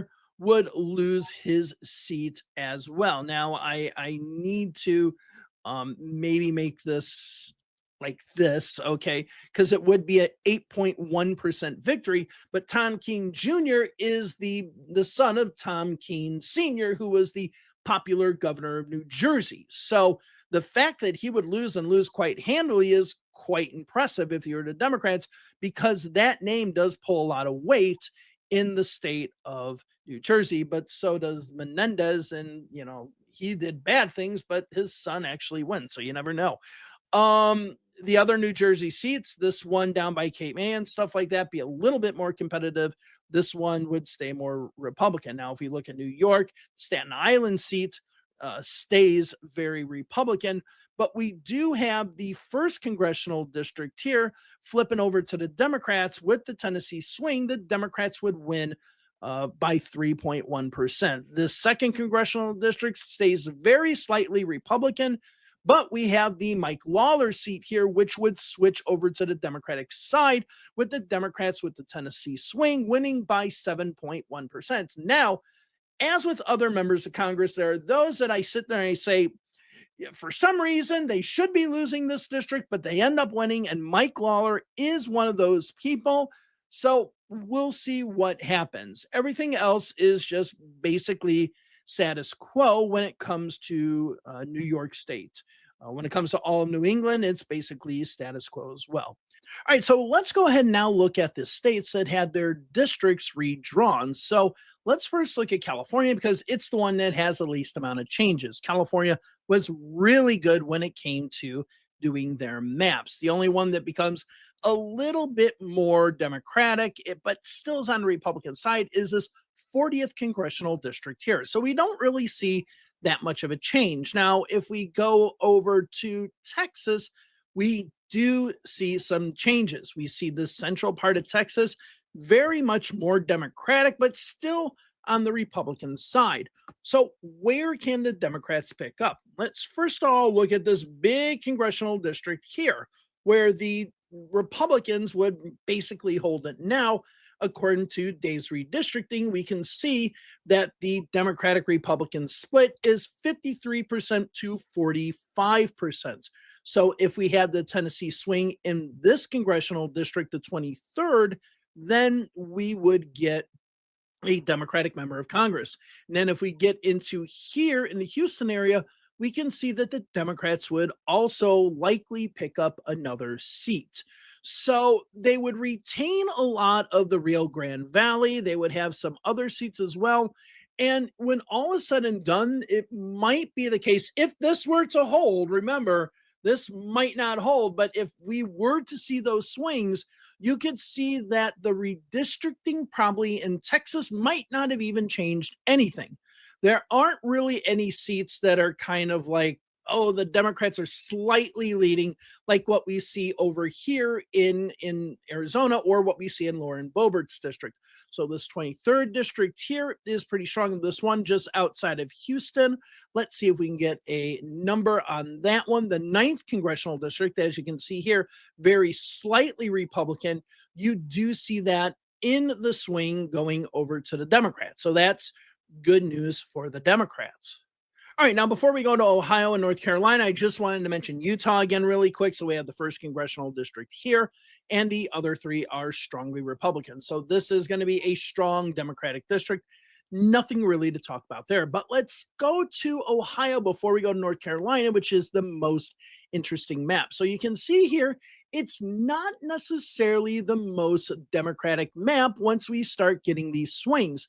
It's these 3 congressional districts right here, the one that's in Cuyahoga County, the one that's down in Columbus, and then the one just south of the Cleveland congressional district are the ones that are expected to be Democratic. All the rest of them were expected to go slightly Republican. So here is Dave's redistricting here, and you can see how that goes. But according to the swings, we can see that these congressional districts here around Cincinnati, going up to Dayton and going up to Columbus, actually would flip with the Tennessee swing. So that would be the 10th, the 1st, and even the 15th. So it is amazing how much that could actually change. And then if we go up, well, that's North Carolina, coming attractions.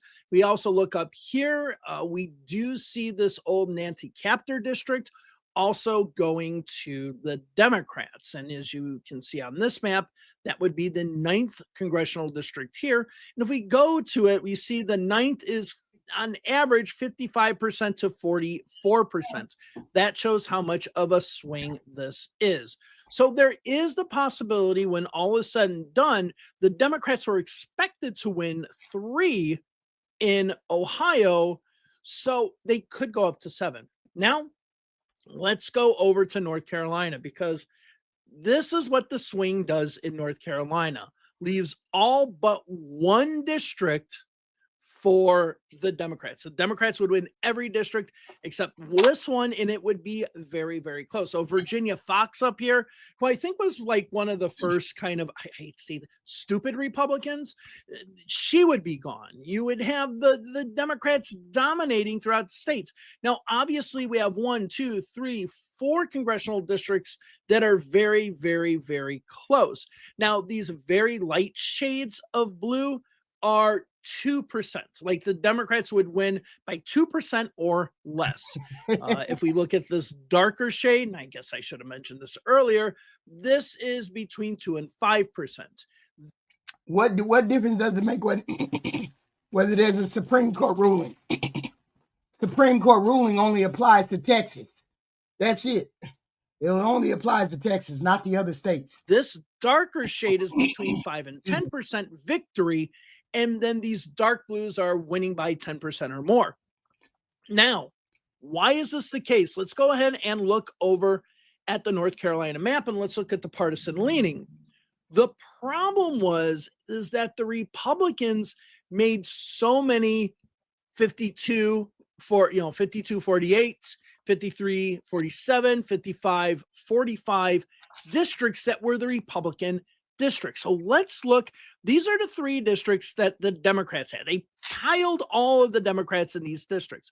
But look at all of the Republican districts. Okay, let's go through the numbers. Okay, 1st congressional district. Okay, 52.4% Republican. 3rd congressional district, 52.8% Republican.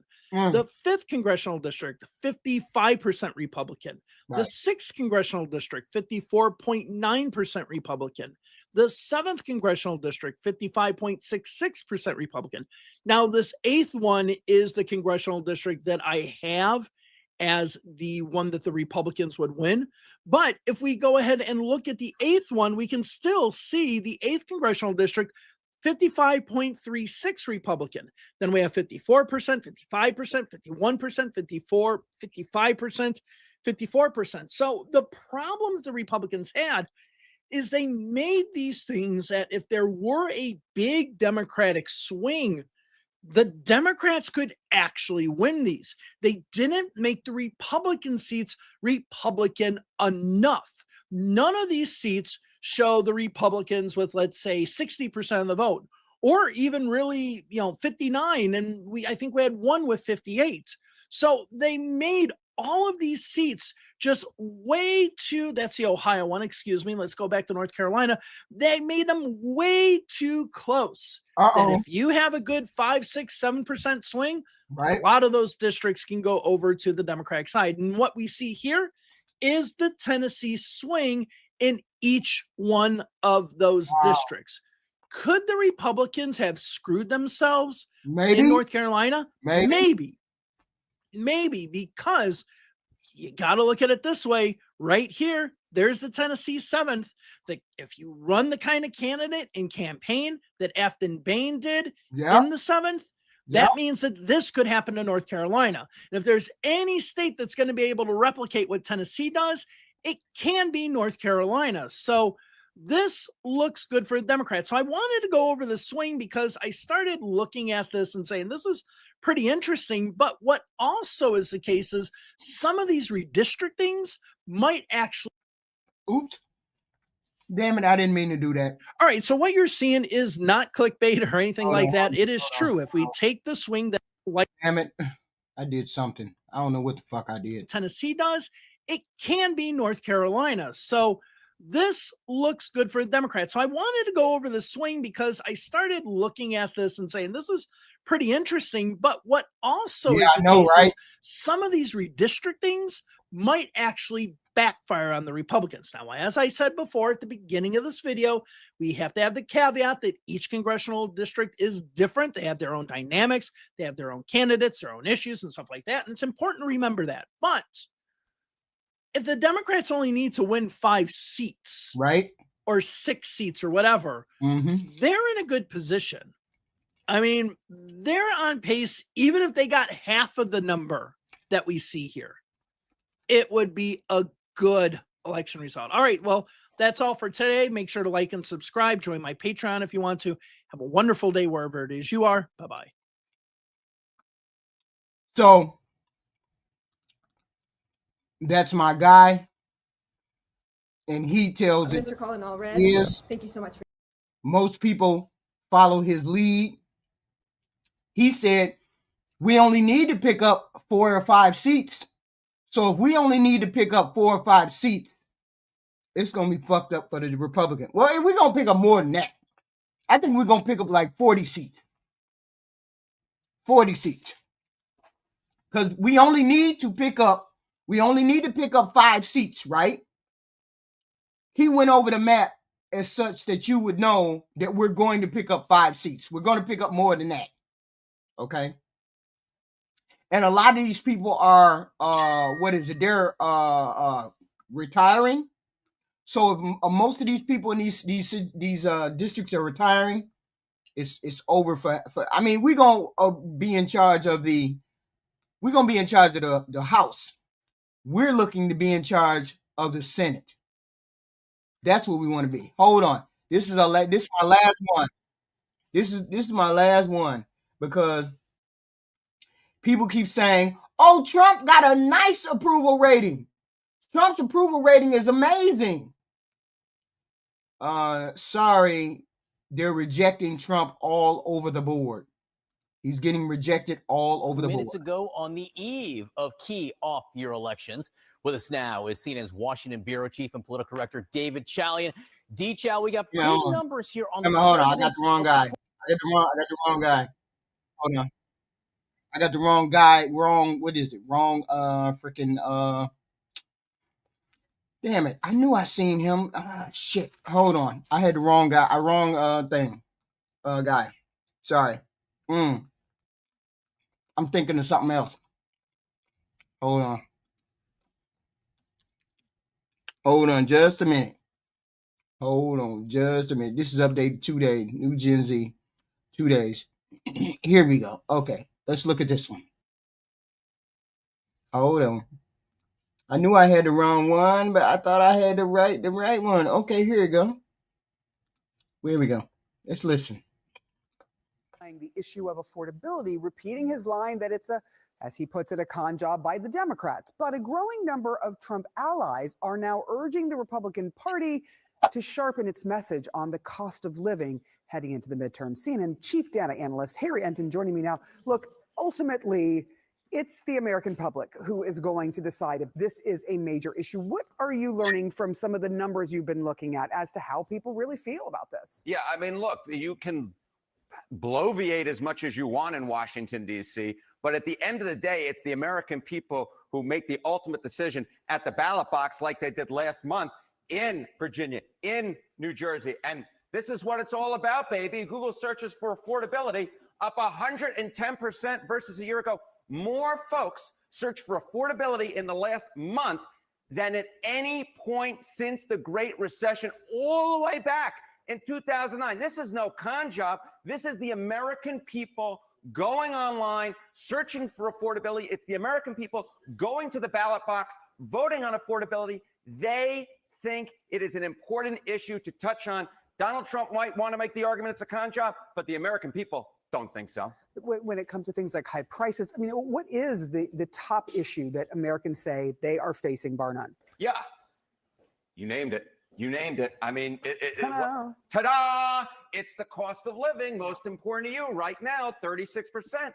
What's right behind it? The economy, 20%. And then I combined here healthcare or Medicare and Social Security right down there, number 3, 17%. What do these all have in common? It's do, re, mi. It's all about the economy, spending, cost of living, entitlements, all about being able to afford things. That's what we're talking about, Sarah Seidner. This is the name of the game. It was the name of the game last month, and it is very likely to be the name of the game come 11 months from now in the election. And it's not the Democrats making up, it's the American people that the Democrats are following. And if Donald Trump and the Republicans don't start following the American people, well, you get results like you did last month in Virginia and New Jersey, and that is Republicans losing by double digits in races that they thought would be considerably closer, especially in New Jersey. Look, it was the name of the game in the presidential election. Yeah, right? Sarah. I mean, I had to bring that up. Beautiful. That is part of this.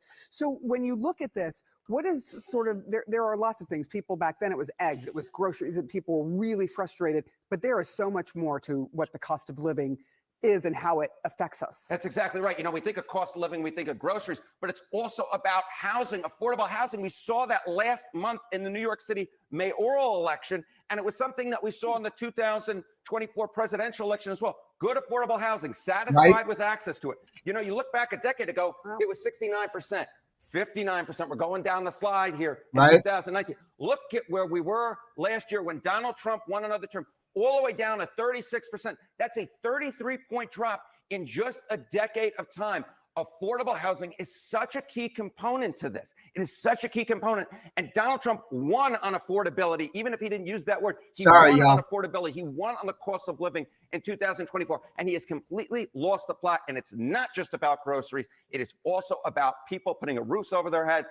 And that is going to be a big issue in my mind going in to 2026, because it was a big issue in Tennessee 7 as well. It's going to be a very big issue. When all of a sudden you see falls like this from 69 to 36, that is a siren. That is a flashing red siren. The politicians don't follow it, they're going to be in big trouble with the American people. It's a big deal, partly too, because this is the biggest bill that most people have, either their rent or their mortgage. That is the highest thing that they pay. That's the beauty of it. Republicans ain't gonna listen because they never listen. They always want to do what they want to do. They want to help the rich man.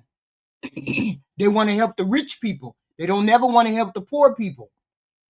The poor people are the ones that are hurting.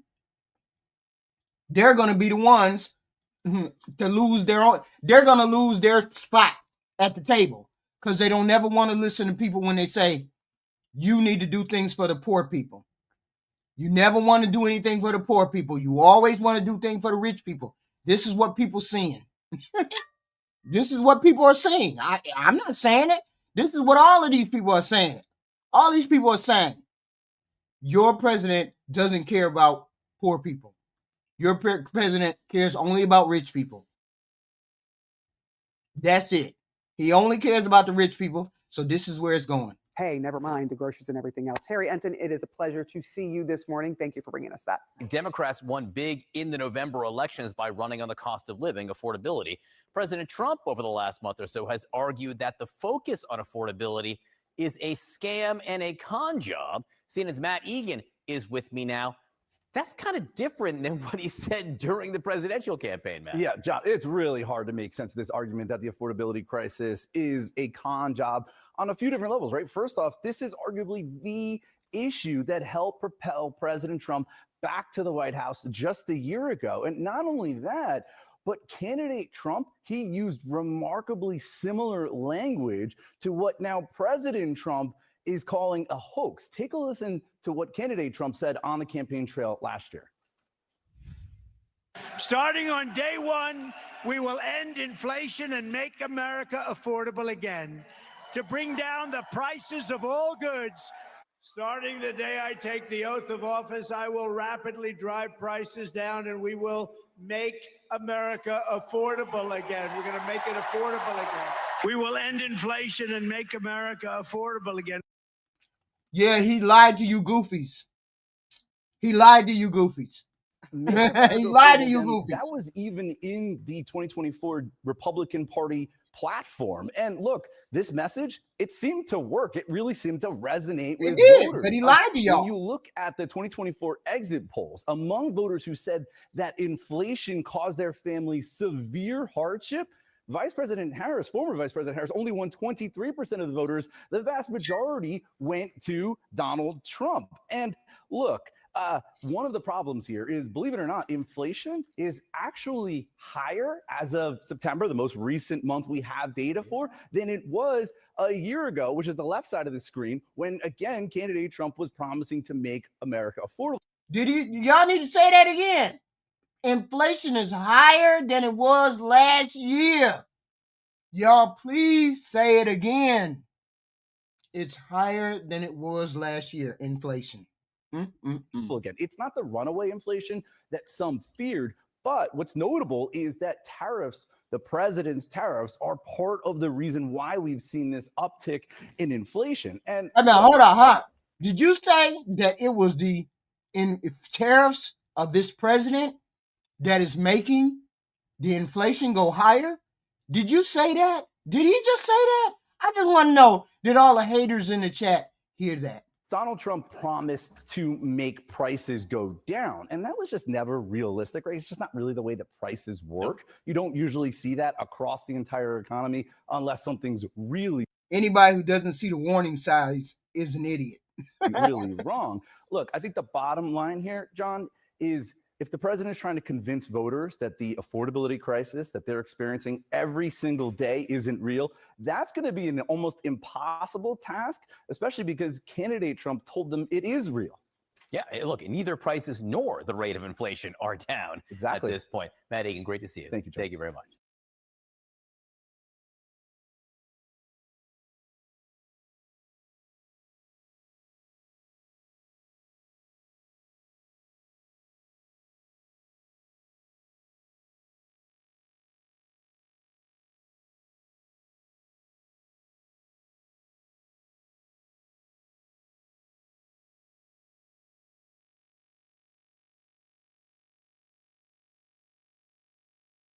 Inflation of 2.7%, that's the number he used, is well above the Fed's target. Looking people in the eye and just lying to them about the state of the economy, I'm not going to opine on the politics of that. I might have views about the morality of that, but let me just tell you about the reality of it. And the reality is there are folks out there struggling. Things are not as bad enough that I'd be on here talking about a recession, but it's a middling B+ economy. And what we're worried about is if we're a B+ right now, if something bad were to happen, things could get a whole lot worse. Yeah, that's a good point. Let me put up you made us a graph, and I want to show it. It's highlighting the trade war, the tariffs, Liberation Day, to where we are today. Explain this. Katie, I just love the fact you showed my graph. Graphs that's my art. That's what I do, and it's a great beauty for me. So the important thing I'm showing here is the goods producing part of the economy. And I'm focusing on goods because that's what tariffs are all about. And goods have been growing slower in the United States for many years, but you see that it's been falling. The number of people with jobs in factories or construction or other goods producing parts of the economy, that part of the economy is in recession, and the turning point just happens to be Liberation Day. So for all of us who are having to get by with a higher cost of living because of the tariffs, we were promised that was so that we could rescue the manufacturing sector. As you and I have discussed many times, when you put tariffs on steel and aluminium, you actually making it harder for American factories to do business. And so you're seeing an incoherent policy having quite unexpected effects. Yeah, I mean, we highlighted those numbers on the tariffs from his first term, the tariffs on washing machines and the downward effect on that. I think it ended up losing 70,000 jobs because of all of the industries surrounding was it washing machines or was it steel? It was steel, right? Remind me exactly what it was, steel. Yeah, so all the jobs surrounding that. Welcome back to my classroom, Katie. Yeah, so what happened was we put President Trump put steel tariffs on back in 2018. That's actually good for the steel sector. It makes the American steel more competitive relative to other countries. The problem is that steel is a very small employer in the United States, but it's a very big input into American manufacturing. And so you saved roughly 1,000 jobs in steel, but everyone else throughout the economy is using that steel. That steel's now more expensive, and that costs 75,000 jobs elsewhere. So what we learned from the first term is steel tariffs are a bad idea. So guess what we did in the second term? Steel tariffs. That's crazy. That's crazy. That's and even more. That's our president. Our president is making these decisions, making worse decisions for the American people. The American people have to suffer, and the American people have to put up with whatever we got to put up with. It is what it is. Hopefully you all been hitting the like, share, and subscribe button. I appreciate the like, share, and subscribe. We will be back with more content. Of course, we'll be back with more content. Look throughout the vast amount of videos that we have. I appreciate it. Hit the like, share, and subscribe button. We will definitely be back, of course, because we always hit in the news. Jasmine Crockett running for Senate. Of course, the polls are what they are. All of the districts, hopefully we can win the House. More than likely, we're going to get the House. We're going to get the House. Okay? We're going to get the House. We are aiming for the Senate. We're aiming to get the Senate. So if we can get the Senate, then this president is cooked. And that's why they are doing everything they can, lie, cheat, and steal, to gerrymander everything so that they don't have to lose. So they don't have to lose power. And it is what it is. I was going to say Jasmine guy. Yeah, I did. I did say Jasmine guy. So we definitely have content. Every once in a while we have content. This is a 2-hour content stream. Okay. We had content earlier today. We did content earlier. We will be back. We will be back. Hit the like, share, and subscribe. I appreciate it. I appreciate it. I appreciate it.